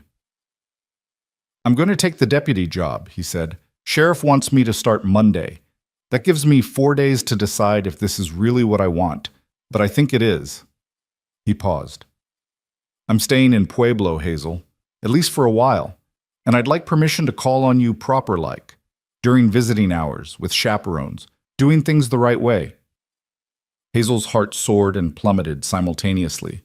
This was what she wanted, Cole staying, the possibility of something real between them, but doubt crept in like poison. Cole, you barely know me. We spent 3 days together under extreme circumstances. How do you know what you're feeling is real and not just aftermath, crisis bonding? I don't, Cole admitted. Neither do you. But I know I want to find out, don't you? Before Hazel could answer, the sound of hoofbeats drew their attention. 4 riders were coming down the main street, moving with deliberate purpose. Even from a distance, Hazel recognized the man in the lead, the scarred face, the paint horse. The Barlow gang had found them. Cole's hand went to his gun in one smooth motion, his entire body shifting into combat readiness. Get inside, he told Hazel, his voice deadly calm. Now, tell Mrs. Everett to lock the doors and stay away from windows. Cole, now, Hazel! She ran up the steps and through the door, calling for Mrs. Everett. Behind her, she heard the riders pull to a stop, heard the scarred man's voice carrying clearly in the afternoon air. Maddox, we need to talk. Hazel peered through the parlor window, her heart in her throat. Mrs. Everett appeared at her shoulder, taking in the scene with a sharp intake of breath. That's trouble, the landlady said grimly. Cole stood alone in the street, facing 4 armed men with a calmness that seemed almost supernatural. I said everything I needed to say 2 days ago. You boys should have kept riding. The scarred man, Barlow, Hazel assumed, laughed without humor. See, that's where you're wrong. You embarrassed me in front of my crew. Can't let that stand. Bad for business. So you rode all the way to Pueblo to salvage your pride? That's poor decision-making, Barlow. You know my name. Good. Then you know I don't make idle threats. Barlow's hand rested on his gun. You're going to apologize for your disrespect, and you're going to pay compensation for my trouble. That girl and the horse ought to cover it. Cole's laugh was cold as winter. You're out of your mind if you think that's happening. Then we've got a problem. The street had gone silent. Hazel could see people disappearing into buildings, mothers pulling children inside, merchants stepping back from doorways. Everyone recognized what was about to happen. A gunfight. Right here on Pueblo's main street. You've got 4 seconds to get out of town, Cole said, his voice carrying authority Hazel had never heard before. 1, you can't count us all down, Maddox. 2, one of the younger riders shifted nervously in his saddle. Jake, maybe we should... "Shut up," Barlow snapped. Then to Cole, "You're bluffing. One man can't take 4. 3." The sheriff's office door opened and Sheriff Kowalski stepped out, shotgun in hand. A moment later, 2 deputies emerged from the general store across the street, rifles leveled. The odds had just shifted dramatically. 4, Cole finished. "Sheriff, these men threatened me and Miss Thornton on the trail 2 days ago. They've now followed us to Pueblo with violent intent. I believe that constitutes a crime." "It surely does," Kowalski said, his shotgun never wavering. "Boys, you got 2 choices. You can dismount peaceful-like and spend a night in jail while we sort this out, or you can try something stupid and end up in the Undertaker's care. Your call." Barlow's face had gone red with rage, but he wasn't stupid enough to fight 6-4 odds in the middle of town. "This isn't over, Maddox." "Yeah, it is." Cole's voice held finality. "Because you're going to spend tonight in jail, and tomorrow Sheriff Kowalski is going to escort you to the county line with a message. Come back to Pueblo and you'll hang. Sheriff's quite serious about keeping his town peaceful. Aren't you, Sheriff?" "Dead serious," Kowalski agreed. "Now dismount. Nice and slow." The Barlow gang complied, though their leader's eyes promised murder. The deputies moved in to disarm them, and Cole finally relaxed his stance. He glanced toward the boarding house, and even from a distance, Hazel could see the concern in his eyes. She ran back outside, propriety forgotten, and nearly threw herself at him. "You could have been killed." Cole caught her shoulders gently. "But I wasn't, and they won't be back, not after tonight. The sheriff will make sure of it." He looked over her head at Mrs. Everett, who'd followed Hazel outside. "I'm sorry for bringing trouble to your door, ma'am." "Nonsense," Mrs. Everett said briskly, though her hands shook slightly. "You protected Miss Thornton in this town from dangerous men. That's the opposite of trouble, Mr. Maddox. That's heroism." She fixed him with a stern look. "Though I expect once you're officially a deputy, you'll be better equipped to handle such situations." Cole's mouth quirked. "Yes, ma'am. I'll start Monday." The crowd that had been watching from buildings began to emerge, and several people approached Cole to shake his hand or thank him. Hazel stepped back, watching how naturally he accepted their gratitude while deflecting praise to the sheriff and deputies. This was who Cole Maddox was, she realized. Not just a man who'd saved her from abandonment, but someone who stood between ordinary people and danger as naturally as breathing. Someone who could have walked away from trouble but chose to face it instead. Someone worth building a life around. When the crowd finally dispersed and the excitement faded, Cole walked Hazel back to the boarding house steps. The sun had set during the confrontation, and the first stars were appearing overhead. "You asked earlier if I knew what I was feeling was real," Cole said quietly. "Hazel, I've known a lot of women. Some I liked, some I cared for, some I forgot as soon as I rode away. But in 3 days with you, I learned what I'd been missing. Courage that doesn't quit. Kindness that survives cruelty. Intelligence that questions everything, including me. And somewhere in those 3 days, I started imagining what it would be like to have that in my life permanently." Hazel's eyes stung with tears she refused to let fall. "I feel the same way, but Cole, we have to be smart about this. You're taking a deputy job. I'm hopefully getting teaching work. We need to build our own lives first, prove we can stand on our own. And then," she took a breath, "then we can figure out what we might build together."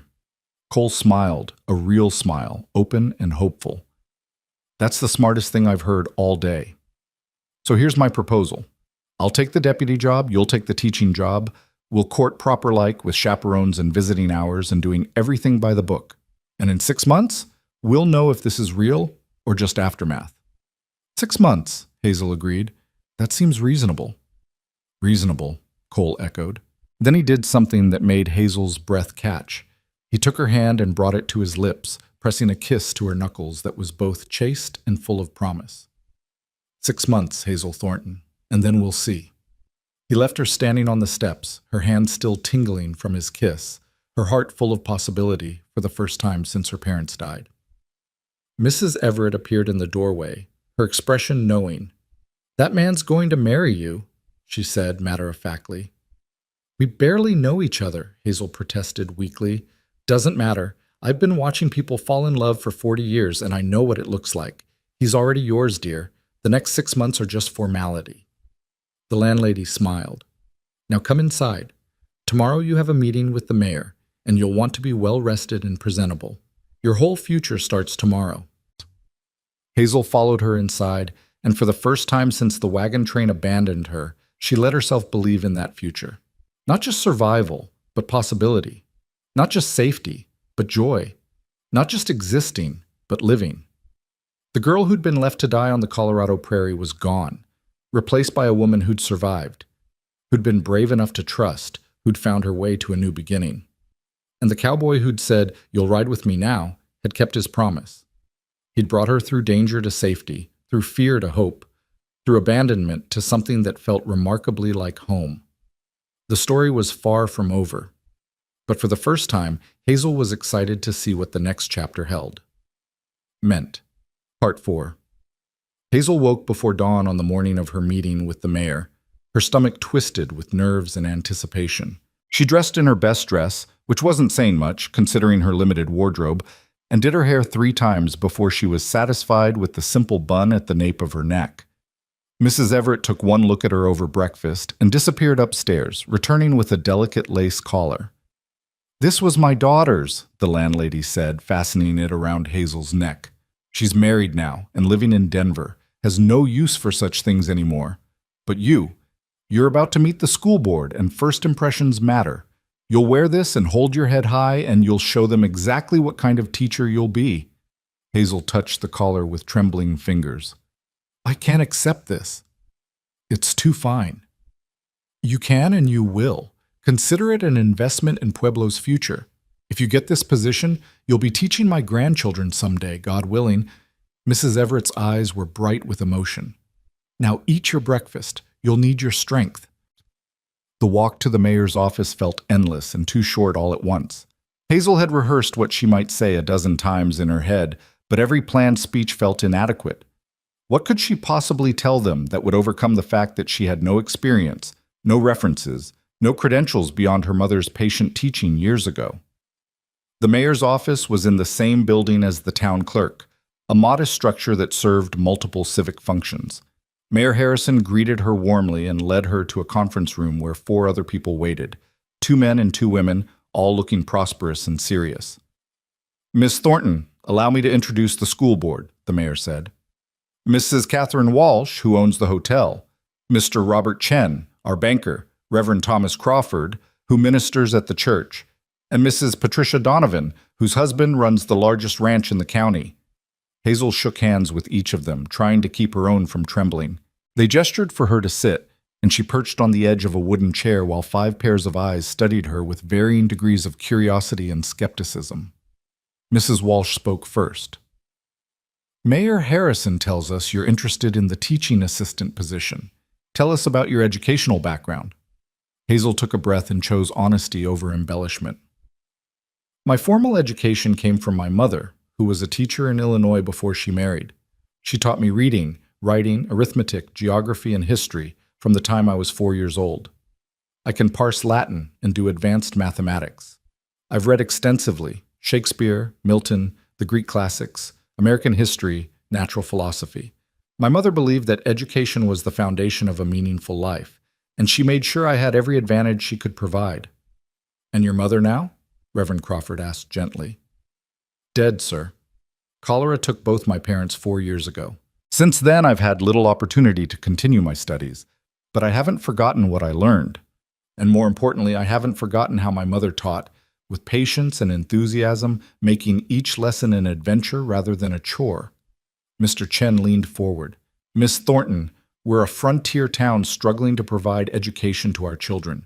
We have 60 students ranging from age 5 to 15, all crammed into one schoolhouse with one teacher who's trying her best but is overwhelmed and unwell. What makes you think you can handle such a challenge?" It was a fair question, and Hazel met his gaze steadily. "Because I understand what it means to have education and lose it, sir. I know what it's like to hunger for knowledge and be denied access. Every child in that schoolhouse deserves someone who remembers what that feels like, who will fight to make sure they have opportunities I was denied. I may not have experience, but I have dedication, and I believe that matters more." Mrs. Donovan's expression had softened. "How old are you, dear?" 20, ma'am." "Quite young." And you came to Pueblo under unusual circumstances, I understand. Hazel had known this question would come. Yes, ma'am. I was traveling with family who decided they no longer wished to support me. I was abandoned on the prairie and would have died if not for the intervention of Mr. Cole Maddox, who brought me safely to Pueblo. I arrived here with nothing, no money, no connections, no prospects. But I'm willing to work hard to build a life here. Mrs. Everett has given me room and board in exchange for housework, and I'm hoping this position might allow me to become self-sufficient.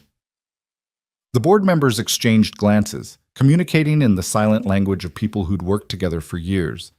Finally, Mayor Harrison spoke. Miss Thornton, I'm going to be frank with you. Normally, we'd require references, preferably from other educational institutions. We'd want to observe you teaching before making a decision. We'd want assurances about your character and stability. He paused. But we don't have the luxury of normal circumstances. Mrs. Patterson is 63 years old and exhausted. She's threatening to quit at the end of this month if we don't find her help. We've advertised the position for 6 months with no qualified applicants because educated women don't generally venture to frontier towns. What the mayor is trying to say, Mrs. Walsh interjected, is that we're desperate. And you, despite your youth and unconventional arrival, are the first person we've interviewed who can actually read and do mathematics. So we're prepared to offer you a trial period. Hazel's heart leaped. A trial period? 2 months, Reverend Crawford said. You'll work as Mrs. Patterson's assistant, helping with the younger students primarily. We'll pay you $15 a month, not much, but combined with your arrangement at Mrs. Everett's, it should allow you to live modestly. At the end of 2 months, we'll evaluate your performance and decide whether to make the position permanent. And if you prove yourself capable, Mr. Chen added, we'll increase your salary to $25 a month. Eventually, when Mrs. Patterson retires, you might even take over as head teacher if you're interested. Hazel could barely breathe. This was more than she'd dared hope for. Not just a job, but a future, a purpose, the chance to do something meaningful with her life. I accept, she said, then worried she'd been too hasty. That is, if you're offering the position, Mayor Harrison smiled. We are. Can you start Monday? Yes, sir, absolutely. They spent the next hour discussing logistics, school hours, curriculum expectations, discipline policies, the supplies she'd have access to at FAS. Walsh explained that she'd need to dress modestly and maintain propriety at all times, as the teacher was expected to be a moral example for the community. Reverend Crawford emphasized the importance of including religious instruction. Mr. Chen wanted assurance that she could teach practical mathematics, not just theory. Hazel absorbed it all, her mind racing with possibilities and plans. When the meeting finally concluded, she walked out of the building in a daze, barely able to believe what had just happened. She had a real job doing something she'd always dreamed of. In the space of 4 days, she'd gone from abandoned and dying to employed and hopeful. The transformation was so complete it felt like being reborn. Mrs. Everett was waiting on the boarding house porch when Hazel returned, her face expectant. Well? I got it, Hazel said, her voice breaking. I start Monday. The landlady's whoop of joy brought the other boarders running, and suddenly Hazel was surrounded by women congratulating her, asking questions, offering advice. It was overwhelming and wonderful and utterly foreign, this sense of belonging, of being celebrated rather than tolerated. That afternoon, precisely at 2 o'clock, Cole arrived for his visit. Hazel met him in the parlor with Mrs. Everett stationed in her usual chaperoning position, and the moment she saw his face, she knew he had news too. I heard, he said, grinning. Mayor couldn't wait to tell the sheriff that they'd finally found a teacher. I'm proud of you, Hazel. I'm terrified, she admitted. 60 students, Cole. What if I can't handle them? What if I'm terrible at this? You won't be. You'll be exactly what those kids need. He settled into his chair, looking more relaxed than she'd ever seen him. I have news, too. I officially start as deputy tomorrow. Sheriff's already got me scheduled for patrols, and he wants me to help with training the volunteer fire brigade. Apparently, deputies wear multiple hats in small towns. That's wonderful. Are you nervous? A little. It's been a long time since I had to answer to anyone or follow someone else's rules. But Sheriff Kowalski seems like a good man. Fair, competent, not on any power trips. I could do worse. They talked for the allotted hour, carefully skirting around the deeper feelings that simmered beneath every word. Mrs. Everett's presence ensured propriety, but it also created a strange tension. Everything Hazel wanted to say had to be edited, filtered, made appropriate for public consumption. When Cole rose to leave, he hesitated at the door. Hazel, I know we agreed to take this slow, to do things properly, but I want you to know that starting tomorrow, we're both going to be busy, really busy. Teaching and law enforcement aren't exactly leisurely professions, so we'll have to work to make time for each other. I know, and we will. Hazel managed to smile despite the worry gnawing at her. We survived 3 days of hell together, Cole. We can survive being busy. Yeah, he agreed. We can. But as he walked away, Hazel felt the first stirrings of doubt. The crisis that had thrown them together was over. Now came the harder test, building something real in the ordinary world, with all its demands and distractions and complications. Monday arrived with the weight of new beginnings. Hazel woke before sunrise, dressed in her most conservative dress, and walked to the schoolhouse with a stomach full of butterflies. The building was larger than she'd expected. A single room with high windows, rows of wooden benches, a blackboard at the front, and a pot-bellied stove in the corner. Mrs. Patterson was already there, a thin woman with white hair and tired eyes that lit up when Hazel entered. "Oh, thank God," the older teacher breathed. "You're real. I was half convinced the board made you up to keep me from quitting." She extended a hand that trembled slightly. "Sarah Patterson. And you must be my salvation." "Hazel Thornton. Though I'm not sure about salvation. I've never actually taught before." "You can read and write and showed up on time. That puts you ahead of most frontier applicants." Mrs. Patterson gestured around the room. "It's chaos. I won't lie to you. 60 children of wildly different ages and abilities, all crammed together. I've been trying to teach reading to the 5-year-olds while the 15-year-olds cause trouble in the back. I'm exhausted, my health is failing, and I was about to quit and move back to St. Louis to live with my daughter. But now you're not? Now I have help, or at least I hope I do." Mrs. Patterson's expression turned serious. "Here's what I'm thinking. You take the youngest children, ages 5 through 8. There are about 20 of them. Teach them letters, basic reading, simple arithmetic. I'll handle the older students. We'll divide the room with a curtain I've been meaning to hang for months. It won't be perfect, but it'll be better than what we have now." Hazel nodded, trying to ignore the panic rising in her chest. 20 children. She'd be responsible for 20 children. What if she failed them? What if she was as bad at this as she'd been at pleasing Aunt Martha? Mrs. Patterson must have seen something in her face because she touched Hazel's arm gently. "First-day nerves are normal, dear. I still get them sometimes, and I've been teaching for 40 years. But let me give you the advice my own teacher gave me. Children can sense fear, but they can also sense love. If you care about them genuinely, if you want them to succeed, they'll forgive a multitude of mistakes." The children arrived in a flood of noise and energy, and Hazel's anxiety spiked to new heights. They ranged from tiny 5-year-olds who could barely reach the benches to lanky 15-year-olds who looked like they'd rather be anywhere else. Some were clean and well-dressed. Others were clearly from poorer families, wearing patched clothes and worn shoes. Mrs. Patterson called for order with a firmness that came from decades of practice, and gradually the chaos settled into something manageable. She introduced Hazel to the class, explaining the new arrangement, and Hazel tried not to notice the skeptical looks from some of the older boys. "Miss Thornton will be teaching our younger students," Mrs. Patterson announced. "You will treat her with the same respect you show me. Anyone who doesn't will answer to me, and you all know what that means."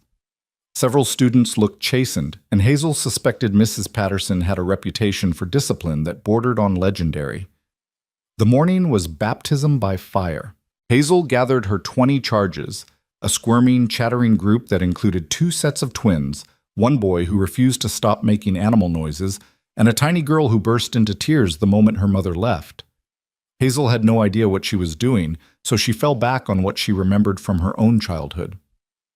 "My name is Miss Thornton," she said, pitching her voice to carry without shouting. "Can everyone say that? Miss Thornton?" A ragged chorus of Miss Thornton came back at her, though the animal noise boy added several moos for good measure.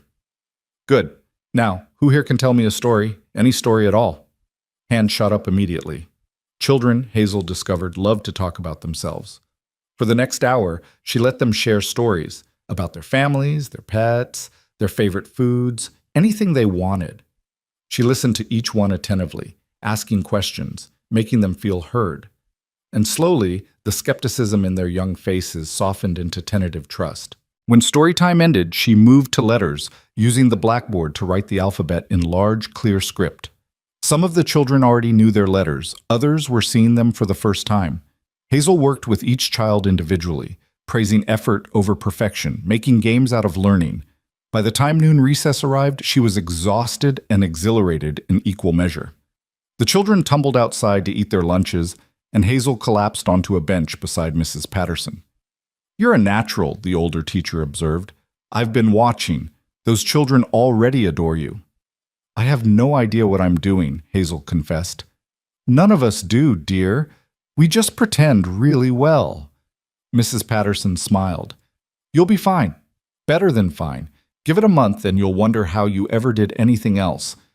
The afternoon brought arithmetic and geography, and Hazel discovered that teaching was perhaps the hardest work she'd ever done, not physically, but mentally and emotionally. Every child needed something different. Some needed encouragement, others needed discipline. Some learned quickly, others needed patient repetition.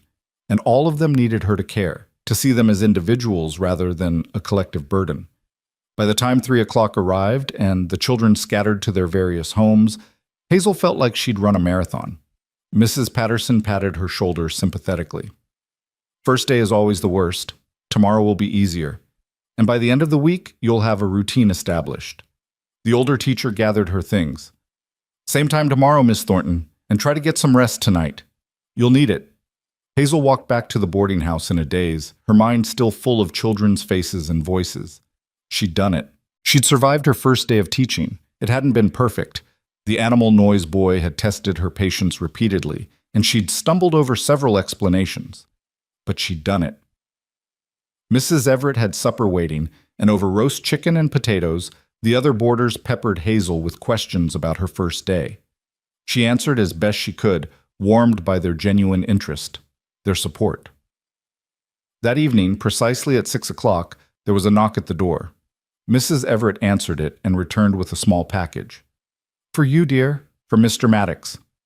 Hazel opened it to find a book, a primer for teaching young children, worn but useful, and a note in Cole's angular handwriting. "Saw this at the general store and thought of you. Congratulations on surviving day 1, only a few thousand more to go." See, the gesture was so thoughtful, so perfectly timed, that Hazel felt tears prick her eyes. He'd been thinking of her. In the midst of his own first day as deputy, dealing with his own challenges, he'd taken time to find something that might help her. She penned a quick thank you note and gave it to Mrs. Everett to deliver the next time Cole visited, then spent the evening poring over the primer, making notes about lessons she might try with her students. The days began to blur together in a pattern that was exhausting and satisfying in equal measure. Hazel woke early, taught all day, returned to the boarding house to help Mrs. Everett with chores, then spent her evenings planning lessons and grading simple assignments. Cole visited during calling hours whenever his deputy duties allowed, and they talked about their respective challenges: difficult students and difficult drunks, curriculum debates, and petty theft investigations. Their relationship developed in small increments, constrained by propriety, but deepening nonetheless. Cole brought her wildflowers he'd picked on patrol. Hazel mended a tear in his shirt when he mentioned he couldn't afford the seamstress. They attended church together on Sundays, always properly chaperoned by Mrs. Everett, and afterward walked to the river to talk where others could see them, but not overhear. Weeks passed, then a month. Hazel's trial period was halfway over, and she'd found her rhythm with the children. The animal noise boy, Tommy, had become one of her favorites, his energy channeled into acting out vocabulary words with dramatic flair. The crying girl, Lucy, now greeted her each morning with a hug. The skeptical older students in Mrs. Patterson's section had started asking Hazel for help with their reading, acknowledging her skill, if not her authority. She was becoming a teacher, really and truly, and it felt like coming home to a place she'd never been but had always belonged. Cole, meanwhile, was proving himself an excellent deputy.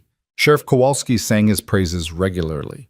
How Cole had diffused a potential riot at the saloon without violence. How he'd tracked down a stolen horse using cavalry skills. How children on the street called out greetings to Deputy Maddox with obvious affection. They were both building lives in Pueblo, creating identities beyond the abandoned girl and the wandering cowboy. And Hazel could feel something shifting between them, the crisis bond evolving into something deeper, more sustainable, more real. But there were challenges, too. Cole's past occasionally caught up with him. Men he'd testified against had friends and families who held grudges. Hazel overheard whispers among some of Pueblo's less savory residents about that cavalry snitch and worried for his safety. And Cole worried about her too, though he tried to hide it. She'd catch him watching the schoolhouse from across the street sometimes, making sure no trouble found her. One evening in late October, 2 months after their arrival in Pueblo, Cole visited the boarding house with a serious expression that made Hazel's stomach knot with worry. "Is everything all right?" she asked once they were settled in the parlor under Mrs. Everett's watchful eye. "Yeah, no, maybe." Cole ran a hand through his hair, a gesture Hazel had learned meant he was wrestling with something important. "Hazel, I need to tell you something, and I'm not sure how you'll take it." Fear spiked through her. "What is it?" "Sheriff Kowalski got word from the federal marshal. The Dawson brothers, the outlaws I testified against last year, they're being transported to the territorial prison next week. The route passes near Pueblo, and there's concern their associates might try to free them." Cole's jaw tightened. "The marshal requested that I join the escort, since I know the brothers and their tactics. It's a 3-day job. Ride out Monday, back Thursday if all goes well." "And if all doesn't go well?" "Then it takes longer, or—" He didn't finish, but Hazel understood. "Or it ends badly, or Cole doesn't come back." Mrs. Everett cleared her throat from her corner. "Perhaps Miss Thornton and I should discuss this privately, Mr. Maddox. Give the young lady a moment to process." But Hazel shook her head. "No, I want to hear this from Cole." She looked at him steadily, pushing down her fear. "Why are you telling me this? You don't owe me explanations about your work." "Don't I?" Cole's pale blue eyes were intense. "Hazel, we've been courting for 2 months now, properly, carefully, taking it slow like we agreed.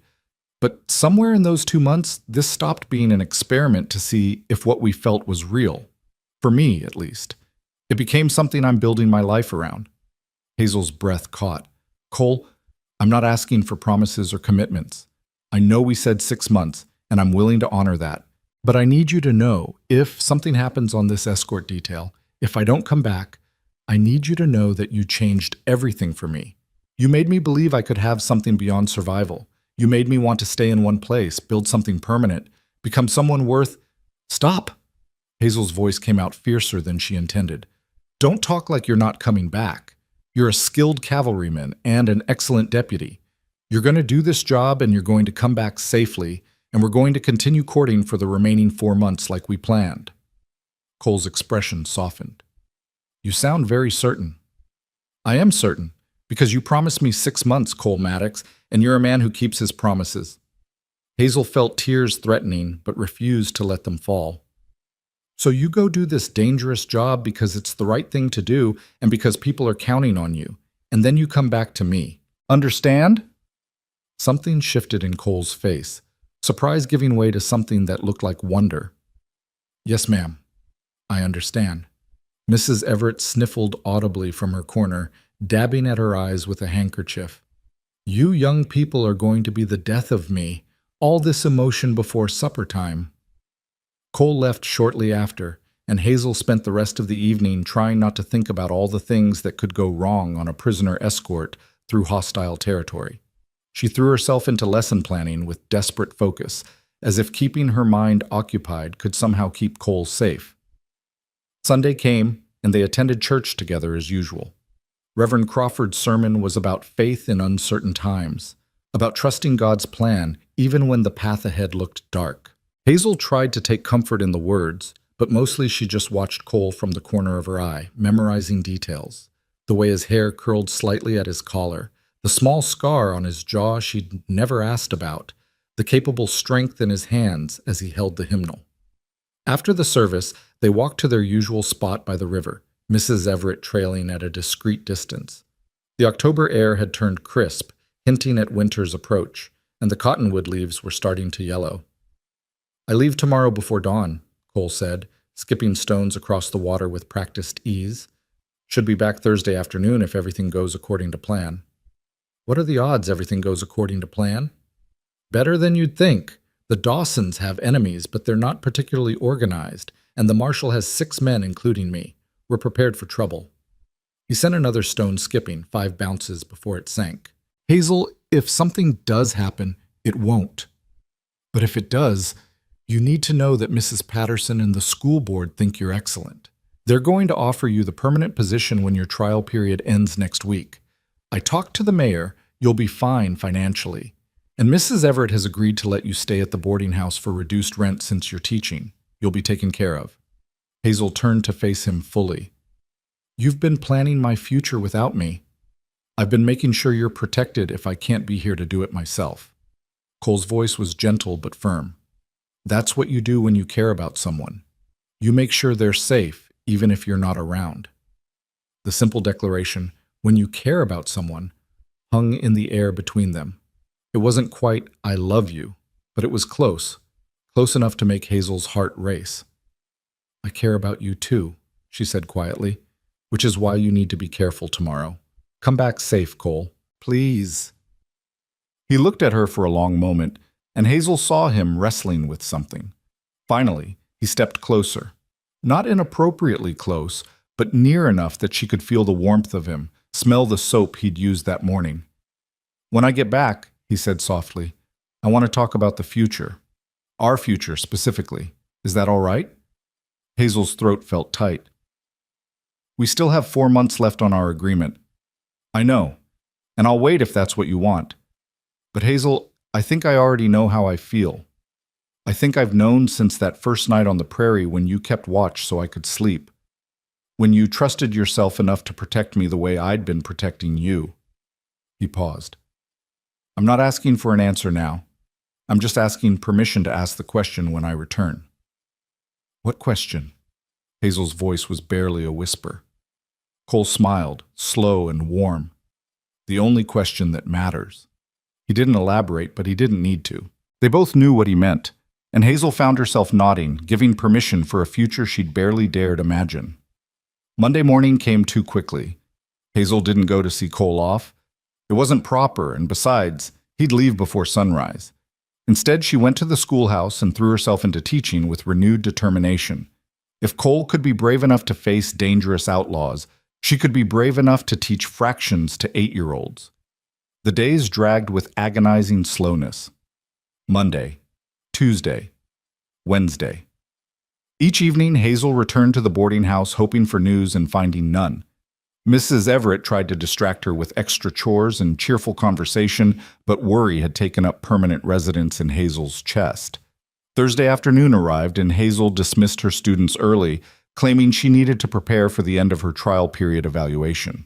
In truth, she couldn't concentrate on teaching while waiting to hear if Cole had returned safely. She was helping Mrs. Everett prepare supper when they heard the commotion outside. Horses, raised voices, the sound of a crowd gathering. Hazel's heart leaped into her throat, and she ran to the window. The prisoner escort had returned. She could see 6 riders surrounded by curious townspeople, and in the center of the group, still in the saddle, was Cole. He looked exhausted and dusty, but whole, gloriously, wonderfully whole. Hazel barely remembered running down the stairs and out the door, propriety completely forgotten. She pushed through the crowd until she reached Ash's side, looking up at Cole with eyes that she knew revealed too much. "You're back," she said unnecessarily. Cole swung down from the saddle, wincing slightly as his feet hit the ground. "Told you I would be." His smile was tired but genuine. "Had a bit of trouble about 20 miles out, ambush attempt, just like we expected, but nothing we couldn't handle. Prisoners are secure and headed to the territorial prison. Mission accomplished." "Were you hurt?" Hazel's eyes scanned him for injuries. "Few bruises, nothing serious." He glanced around at the crowd watching them with undisguised interest. This probably isn't the time or place, but when I'm cleaned up and rested, can I call on you? Properly? At the boarding house? Yes. Of course. Tonight if you're able. Tonight, Cole agreed. Sheriff Kowalski appeared, clapping Cole on the shoulder with obvious pride. Good work, Deputy. Take the rest of the day to recover. I'll see you back on duty tomorrow. The crowd gradually dispersed, and Hazel walked back to the boarding house in a daze. Mrs. Everett met her at the door with a knowing smile. He's back safe. You can stop worrying now.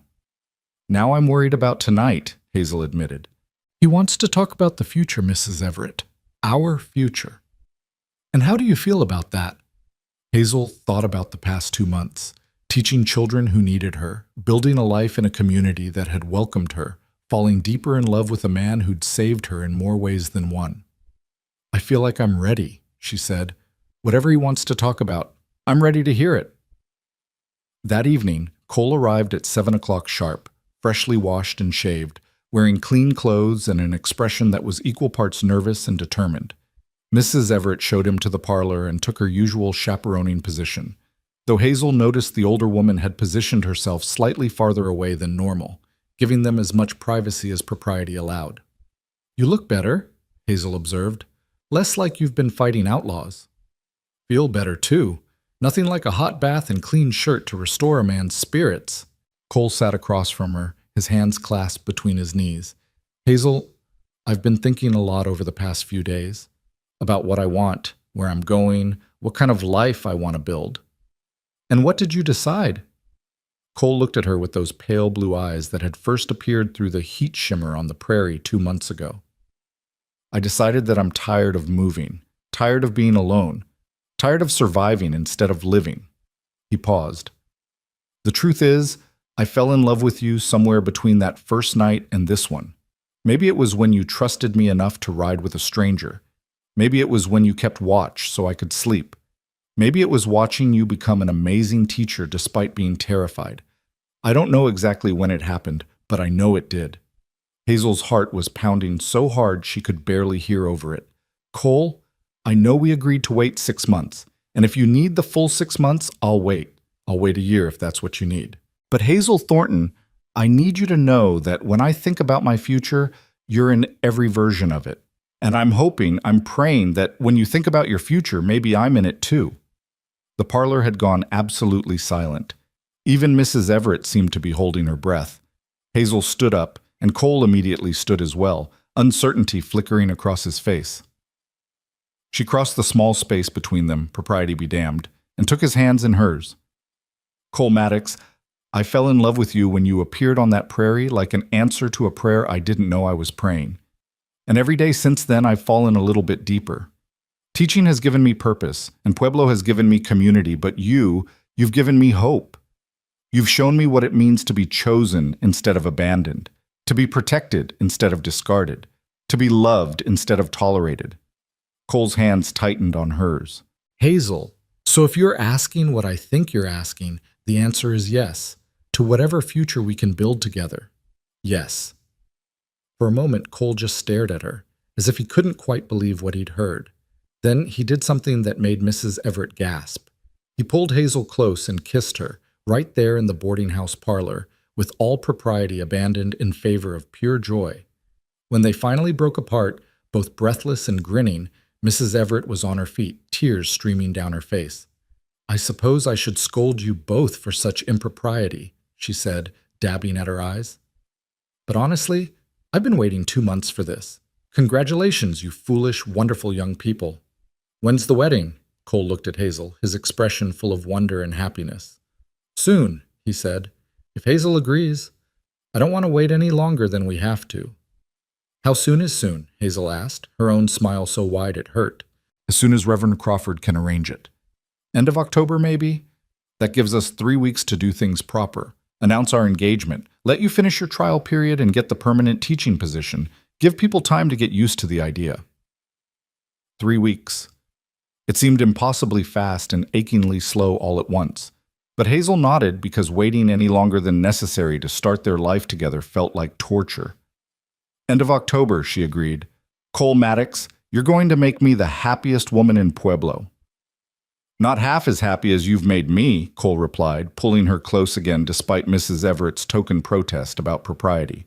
And Hazel leaned into his embrace, feeling safe and chosen and loved, all the things she'd thought she'd lost forever when the wagon train rolled away.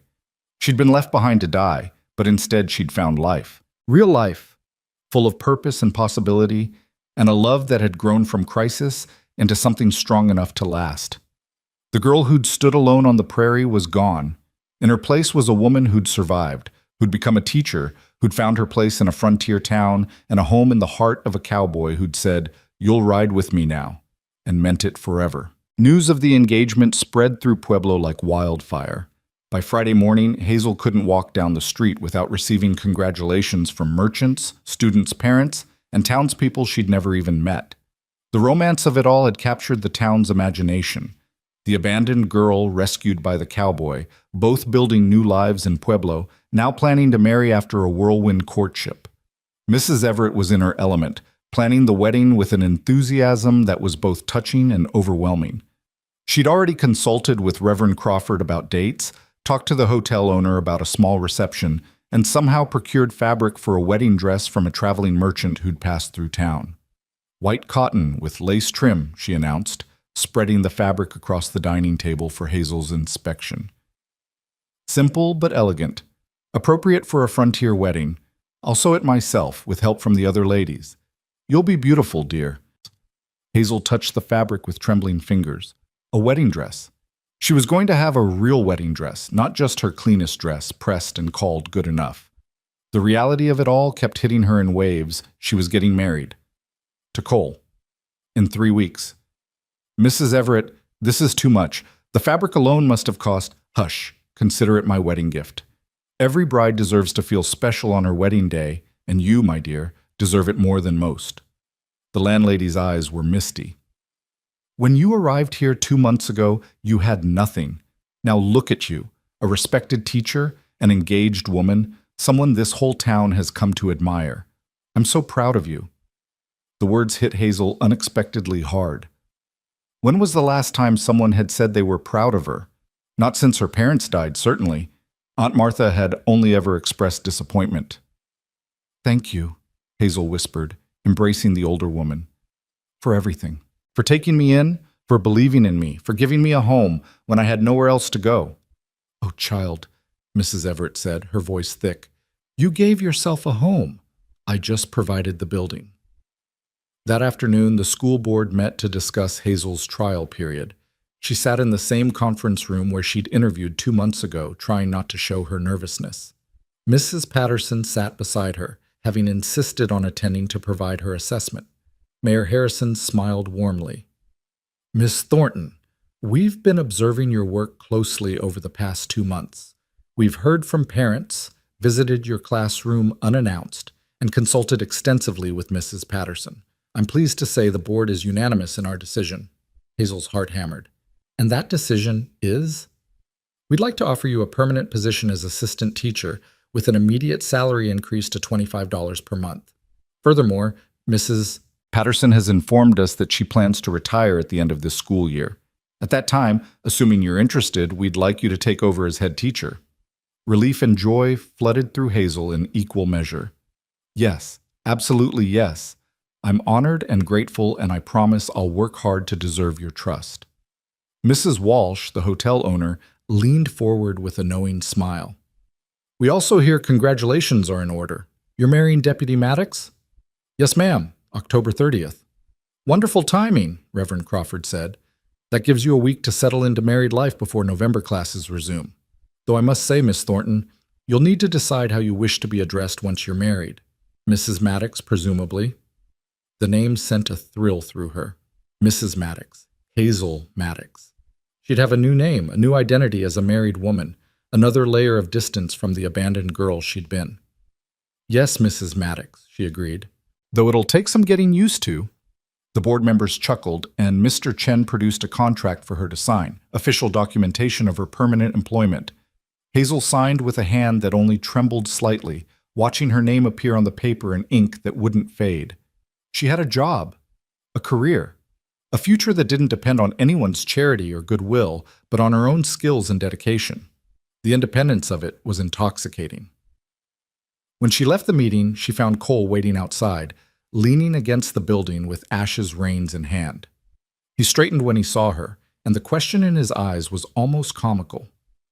"Well?" "Permanent position, $25 a month, and they want me to become head teacher when Mrs. Patterson retires," Hazel reported, unable to keep the pride from her voice. Cole whooped and picked her up, spinning her around right there on the street despite the scandalized looks from passing ladies. When he set her down, his grin was infectious. "That's my girl. I knew they'd recognize quality when they saw it." He offered his arm. "Walk with me? I have something to show you."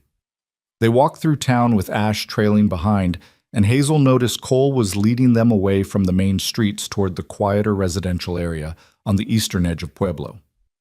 Small houses dotted the landscape here, modest but well-maintained with gardens and fences and all the markers of established homes. Cole stopped in front of a small cabin, one-story, log construction, with a covered porch and 2 windows facing the street. It was simple but solid, the kind of house a working family might build with their own hands and limited resources. "What do you think?" Cole asked. Hazel looked at the cabin, then at him. "I think it's lovely. Whose is it?" "Ours, if you want it." Cole's voice held a nervous edge she rarely heard from him. "The previous owner moved to Denver last month, and it's been sitting empty. Sheriff Kowalski mentioned it, said the owner wants to sell for a reasonable price. I've been doing extra work, night patrols, helping with construction projects, saving up. Between what I've put aside and the deputy's salary, I can afford it." He led her up to the porch, producing a key from his pocket. "It needs work. Some of the boards are loose, the stove probably needs replacing, and the roof might leak in heavy rain. But it's solid bones, Hazel, a place we could make into a real home." The inside was dim and dusty, but Hazel could see the potential immediately. A main room with a stone fireplace, a smaller bedroom off to one side. A kitchen area with basic counters and shelving. The floors were rough wood that would need sanding, and the walls needed whitewashing, but the space felt right somehow, like it was waiting for people to fill it with life. "There's even a small shed out back," Cole continued, his enthusiasm growing. "I could build you a proper garden come spring, and the bedroom's big enough for a double bed and maybe a cradle eventually, if—" He stopped, color rising in his cheeks. "Well, eventually." Hazel's own cheeks heated at the implication, but she couldn't stop smiling. "Cole, it's perfect, absolutely perfect, but are you sure you can afford it? With both our salaries, we'll manage fine. Won't be luxurious, but it'll be ours. No landlords, no boarding house rules, just us building a life the way we want." He turned to face her fully. "Hazel, I want to give you a home, a real home, where you're not a burden or a guest, but the woman of the house, where you belong completely." The emotion in his voice made Hazel's throat tight. "Show me everything." They walked through the cabin room by room, Cole pointing out what needed fixing and what could stay, Hazel already imagining curtains in the windows and books on shelves and a table where they'd eat meals together. The bedroom had a small window that looked east. They'd wake to sunrise every morning. The kitchen had a pump that actually worked, which Cole demonstrated with obvious pride. "We could move in right after the wedding," he said. "I've already talked to some of the men from church about helping fix the worst problems, and Mrs. Everett said she'd donate some basic furniture she's got stored in her attic, a bed frame, a table, some chairs. It won't be fancy, but—" "Cole?" Hazel stopped his nervous rambling by taking his hands. "It's perfect because it's ours. I don't need fancy. I need home. And this—" She gestured around the dusty cabin. "This is home." The kiss that followed was soft and sweet and full of promise. When they finally broke apart, both breathing hard, Cole rested his forehead against hers. 3 more weeks, he murmured. "I don't know how I'm going to survive 3 more weeks of propriety and chaperoned visits." "The same way I will, by planning our future and counting down the days." Hazel smiled against his cheek. "Though Mrs. Everett might actually murder us if we violate any more social conventions before the wedding. She's very invested in this being a respectable courtship. Bit late for that, considering we spent 3 days alone together on the trail." "Yes, but the town doesn't know that." They think you very properly brought me straight to the boarding house and maintained appropriate distance at all times. Hazel pulled back to look at him seriously.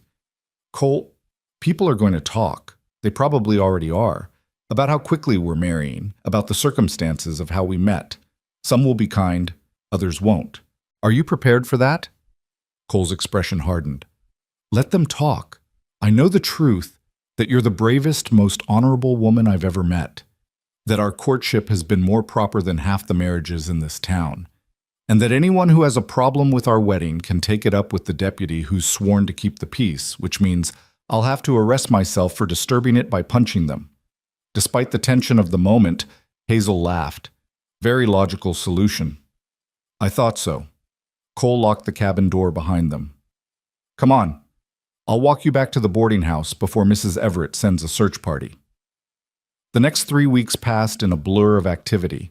Hazel taught during the days and spent her evenings helping Mrs. Everett sew the wedding dress, plan the reception, and make lists of everything that needed to be done. The other boarders threw her a small party, gifting her with practical items for her new home: dish towels, a set of mixing bowls, a hand-stitched quilt. Cole worked double shifts to save extra money and spent every spare moment at the cabin with volunteers from town, fixing the roof, sanding floors, whitewashing walls. Hazel visited when she could, bringing lunch for the workers and watching the house transform from neglected to loved. Sheriff Kowalski proved to be an unexpected source of support, donating a barely used stove and helping install it himself. Every deputy needs a decent home, he declared. Makes for better work when a man's got something to come back to. Mrs. Patterson, who was rapidly becoming one of Hazel's dearest friends despite their age difference, helped her navigate the social complexities of being an engaged woman in a small town. Which events to attend, which invitations to accept, how to graciously deflect the occasional pointed question about the speed of the courtship. Just smile and say you knew immediately when you found the right person, she advised. Most romantic souls will sigh and agree. The cynics will gossip regardless, so you might as well give them something pleasant to work with. A week before the wedding, Hazel received an unexpected visitor at school. A woman in her late 30s, well-dressed and travel-worn, appeared in the doorway during afternoon recess. Miss Thornton, my name is Caroline Pritchard. I wonder if we might speak privately. The name Pritchard sent ice through Hazel's veins. Samuel Pritchard had been the wagon master, the one whose son had looked back when they abandoned her. Was this his wife? Had they come to cause trouble? Hazel dismissed her students for a longer recess and faced the woman with as much composure as she could muster. What can I do for you, Mrs. Pritchard? Caroline Pritchard twisted her hands together, clearly uncomfortable. I came to apologize. And to explain, if you'll let me.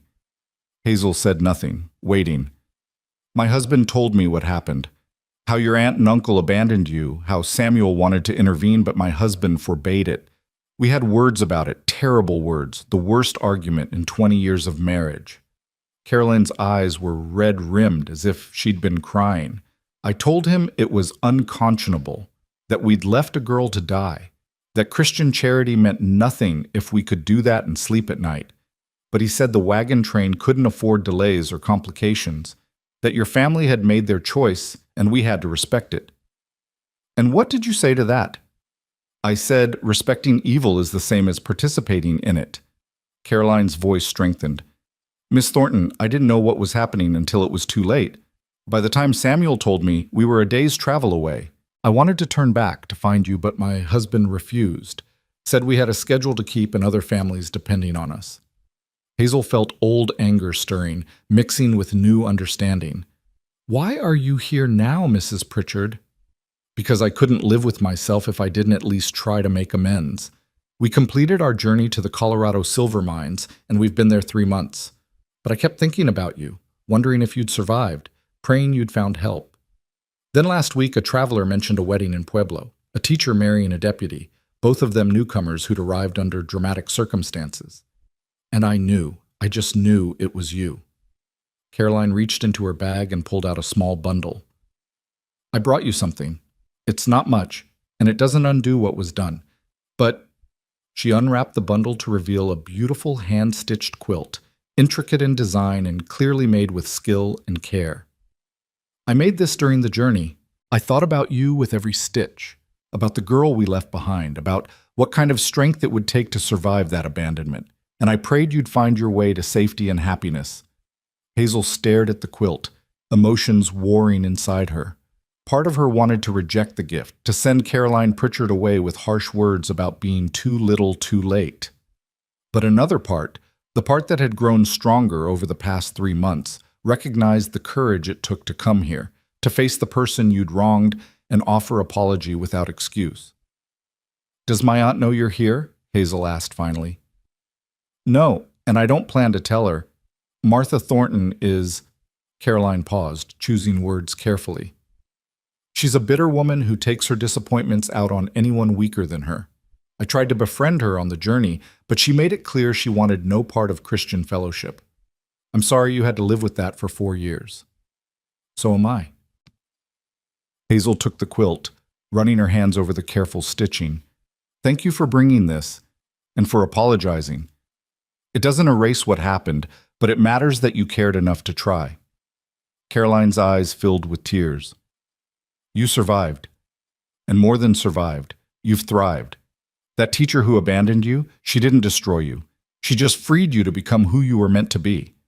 The observation was surprisingly profound, and Hazel found herself nodding. She did, though I wouldn't recommend her method. They talked for a few more minutes, and Caroline shared news from the wagon train, who'd struck silver, who'd failed, who'd turned back. When she finally left, Hazel stood holding the quilt and marveling at how strange life was. The people who should have protected her had abandoned her, and now a virtual stranger had traveled days to offer apology and a handmade gift. That evening, she showed the quilt to Cole during his visit. He examined it carefully, his expression thoughtful. "You going to use it?" he asked. "I think so. It's too beautiful not to, and holding on to anger seems exhausting." Hazel folded the quilt carefully. "Besides, she's right in a way. Being abandoned by my aunt was the worst thing that ever happened to me, but it was also the thing that led me to you, to teaching, to this life. I can't regret the outcome, even if I hate how I got here." Cole pulled her close. They were in the parlor with Mrs. Everett chaperoning, but the older woman had started allowing slightly more affection as the wedding approached. "You're a better person than I am. I still want to find your aunt and uncle and give them a piece of my mind." "No, you don't. You want to move forward with our life, not backward into my past."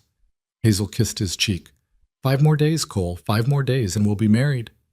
5 days too many," he muttered, but he was smiling. The wedding day arrived with perfect October weather, crisp air, brilliant sunshine, and cottonwood leaves turning gold along the river. Hazel woke in her small room at the boarding house for the last time, knowing that tonight she'd sleep in her own home as Cole's wife. The thought filled her with equal parts excitement and terror. Mrs. Everett brought her breakfast in bed, a luxury she'd insisted on despite Hazel's protests. "Every bride deserves to be pampered on her wedding day. Eat, then we'll get you dressed. The ceremony's at 2 o'clock, which gives us plenty of time." The other boarders helped with preparations, doing Hazel's hair in an elegant upswept style and fussing over every detail of the white cotton dress. When Hazel finally looked in the mirror, she barely recognized herself. The frightened girl who'd arrived in Pueblo 3 months ago had been replaced by a confident woman in a beautiful dress, ready to start a new life. "You're stunning," Mrs. Carson breathed. "Deputy Maddox is going to forget how to speak when he sees you." The church was packed when Hazel arrived. It seemed the entire town had turned out for the wedding. She recognized students and their parents, fellow teachers, merchants, even the mayor. Sheriff Kowalski stood at the front with Cole, serving as best man, and Mrs. Patterson waited in a front pew to stand as Hazel's witness. But Hazel only had eyes for Cole. He stood at the altar in a new suit, probably the first suit he'd owned in years. His dark hair neatly combed, his expression a mixture of awe and joy as he watched her walk down the aisle. Mrs. Everett, who'd insisted on giving her away, squeezed Hazel's arm gently. "Be happy, dear girl," she whispered. "You deserve every bit of it." The ceremony itself passed in a blur. Hazel heard herself make vows to love and honor in sickness and health for better or worse, and heard Cole's voice, steady and sure, promising the same. Reverend Crawford spoke about marriage as a covenant, about two people choosing each other every day, about building a life together on the foundation of faith and love. When he finally pronounced them husband and wife, Cole kissed Hazel with a tenderness that made her eyes sting with tears. The church erupted in applause, and suddenly they were walking back down the aisle together, not as two separate people, but as a married couple. Mr. and Mrs. Cole Maddox. The reception at the hotel was a joyful chaos of well-wishers, food, and dancing. Hazel had never been to a proper celebration before. Aunt Martha had considered such things frivolous, and she found herself overwhelmed by the warmth and generosity of their new community. People brought gifts despite the couple's protests: canned goods, furniture, tools for Cole, books for Hazel.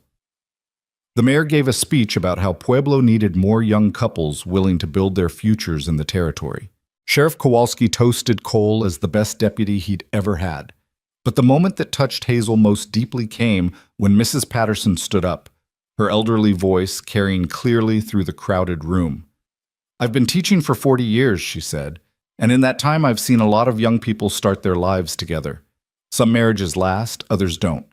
But I can tell you with certainty that this one will endure. Because I've watched these two young people over the past 3 months, and I've seen something rare and precious, two people who make each other better. Hazel makes Cole want to stay in one place and build something permanent. Cole makes Hazel believe she's worthy of being chosen and loved. Together, they're stronger than either could be alone. That's the foundation of a marriage that will last 50 years. The applause was thunderous, and Hazel felt tears streaming down her face.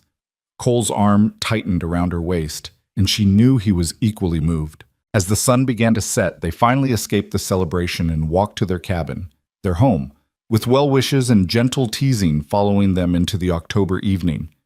Someone had decorated the porch with wildflowers, and a warm light glowed from inside where friends had obviously prepared things for their arrival. Cole lifted Hazel over the threshold in the traditional way, and she laughed with pure joy as he kicked the door closed behind them. The cabin had been transformed. A fire crackled in the new stove, casting warm light over furniture that hadn't been there before. A proper bed with the quilt Caroline Pritchard had given them. A table set for two, even curtains in the windows that Mrs. Everett must have sewn in secret. "Welcome home, Mrs. Maddox," Cole said softly, setting her down gently. Hazel turned in his arms, looking up at the man who'd saved her life and then given her a reason to live it fully. "Welcome home, Mr. Maddox." They stood there in their small cabin, holding each other as the fire crackled and the last light of day faded from the windows. Outside, Pueblo settled into evening, children being called in for supper, shops closing, the normal rhythm of frontier life continuing as it always had. But inside this cabin, two people who'd been lost had found each other and built something new from the wreckage of their pasts. Cole pulled back slightly, his pale blue eyes searching her face. "Are you happy?" Hazel thought about the question seriously. 3 months ago, she'd been abandoned to die on the prairie, certain her life was over at 20 years old. Now she was a married woman with a teaching career, a home, a community that valued her, and a husband who loved her not despite her scars, but because of the strength they represented. "I'm more than happy," she said finally. "I'm whole. For the first time since my parents died, I feel whole." "Good, because I plan to spend the rest of my life making sure you stay that way." The years that followed proved Cole's promise true. Hazel took over as head teacher when Mrs. Patterson retired, and she became known throughout the territory as an educator who could reach even the most difficult students. Cole advanced from deputy to sheriff when Kowalski stepped down, and he built a reputation as a lawman who was firm but fair, respected by honest citizens and feared by those who weren't. Their cabin expanded room by room as their family grew. First a daughter they named Sarah after Cole's sister, then a son they called Daniel, and finally another daughter they named Eleanor after Mrs. Everett. The cabin that had started as 2 rooms eventually became 5, with a proper garden that produced vegetables all summer and a barn where Cole kept Ash and a milk cow. The town of Pueblo grew alongside them, transforming from a rough frontier settlement into an established community with schools and churches and regular law enforcement. Hazel and Cole were part of that transformation, contributing to the building of something permanent and good in a place that had once been wild. But the story that people told, the one that got retold around campfires and dinner tables for decades, was about how it all started, about the girl left behind by her family, about the cowboy who appeared like something out of a prayer, about 3 days of danger and discovery on the Colorado prairie, about how the worst thing that ever happened to Hazel Thornton turned out to be the beginning of the best thing. Mrs. Everett, who became Grandmother Everett to Hazel and Cole's children, liked to say that God worked in mysterious ways, that sometimes he allowed terrible things to happen because he knew they'd lead to wonderful things. Hazel wasn't sure about the theology of that, but she couldn't deny the outcome. 25 years after that October wedding, Hazel stood in her expanded cabin, now a proper house, and watched her husband play with their grandchildren in the yard. Cole's hair had gone gray at the temples, and he walked with a slight limp from an old injury, but his eyes were still the same pale blue that had first appeared through the prairie heat shimmer all those years ago. Their daughter Sarah, now a teacher herself, was visiting with her husband and 2 children. Daniel was studying law in Denver, but came home every few months. Eleanor, the youngest, was still in school and driving Hazel crazy with the same stubborn independence Hazel herself had possessed at 15. "Mama?" Sarah appeared at her elbow. "You're doing that thing again where you get lost in memories." Hazel smiled. "Sorry, I was just thinking about how I got here, about how strange and wonderful life is." "You mean how you and Papa met? You've told us that story 100 times. And I'll tell it 100 more before I'm done." Hazel watched Cole lift his grandson onto his shoulders, laughing at something the boy said. Because it's important to remember that sometimes the worst moments lead to the best outcomes. That being left behind can mean finding your way forward. That the person who saves you might end up being the person you save right back. Sarah hugged her mother's arm. "I'm glad Aunt Martha abandoned you. Is that terrible to say?" "Probably, but I understand what you mean." Hazel turned from the window. "Come on, let's get supper started. Your father will be hungry after playing with those children, and you know how he gets when he's hungry." They worked side by side in the kitchen that had been expanded twice over the years, preparing food for a family dinner that would be loud and chaotic and full of love. And Hazel thought about the girl she'd been, frightened and abandoned on an endless prairie, and wished she could go back and tell her younger self that everything would be all right. Better than all right. That the cowboy who appeared out of nowhere would keep every promise he ever made. That the words, "You'll ride with me now," would turn into a lifetime of riding together through whatever came. But she couldn't go back. And maybe that was all right too. The journey had been hard, but it had led her here, to this kitchen, this family, this life she'd built from nothing but determination and the courage to trust when trust seemed impossible. That night, after the family dinner and the chaos of putting grandchildren to bed and the slow settling of the household, Hazel and Cole sat on their porch watching the stars come out over Pueblo. The town had electric lights now, dimming the stars slightly, but they were still there, the same stars that had watched over 2 strangers on the prairie 25 years ago.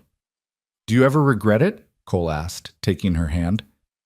"Saying yes to me so quickly? We barely knew each other." Hazel squeezed his fingers. "Not once. Not for a single moment in 25 years. She paused. "Do you?" "Never. You were the best thing that ever happened to me, Hazel. Still are." Cole lifted her hand to his lips, kissing her knuckles the way he had on that boarding house porch so many years ago. "I'd do it all again exactly the same way. The danger, the fear, all of it. Because it led me to you." They sat in comfortable silence, 2 people who'd learned each other so completely over the decades that words weren't always necessary. Somewhere in town, a child laughed. A dog barked. Life continued its steady rhythm, the same today as yesterday, the same tomorrow as today. But for Hazel and Cole, every day was still a small miracle. Proof that abandonment could lead to belonging, that strangers could become family, that a desperate ride across the prairie could turn into a lifetime of love. The girl who'd been left behind had found everything she'd never known she was searching for. And the cowboy who'd said, "You'll ride with me now," had kept that promise through decades of mornings and evenings, through 3 children and countless students, through the building of a life that was humble but rich beyond measure. They'd been strangers once, brought together by crisis and desperation, but they'd chosen each other every day since, building something that lasted not because it was easy, but because it mattered. And in the end, that was the real story. Not about being saved or abandoned, but about two broken people who'd healed each other and built something whole from the scattered pieces of their pasts. That was the story Pueblo would remember and retell for generations. A love story born on the frontier, forged in danger, and proven in the quiet daily choice to stay, to love, to build. The story of Hazel and Cole Maddox, who'd started with nothing and ended with everything that truly mattered. And it all began with a cowboy appearing through the prairie heat shimmer, looking at an abandoned girl and saying the words that changed everything. "You'll ride with me now."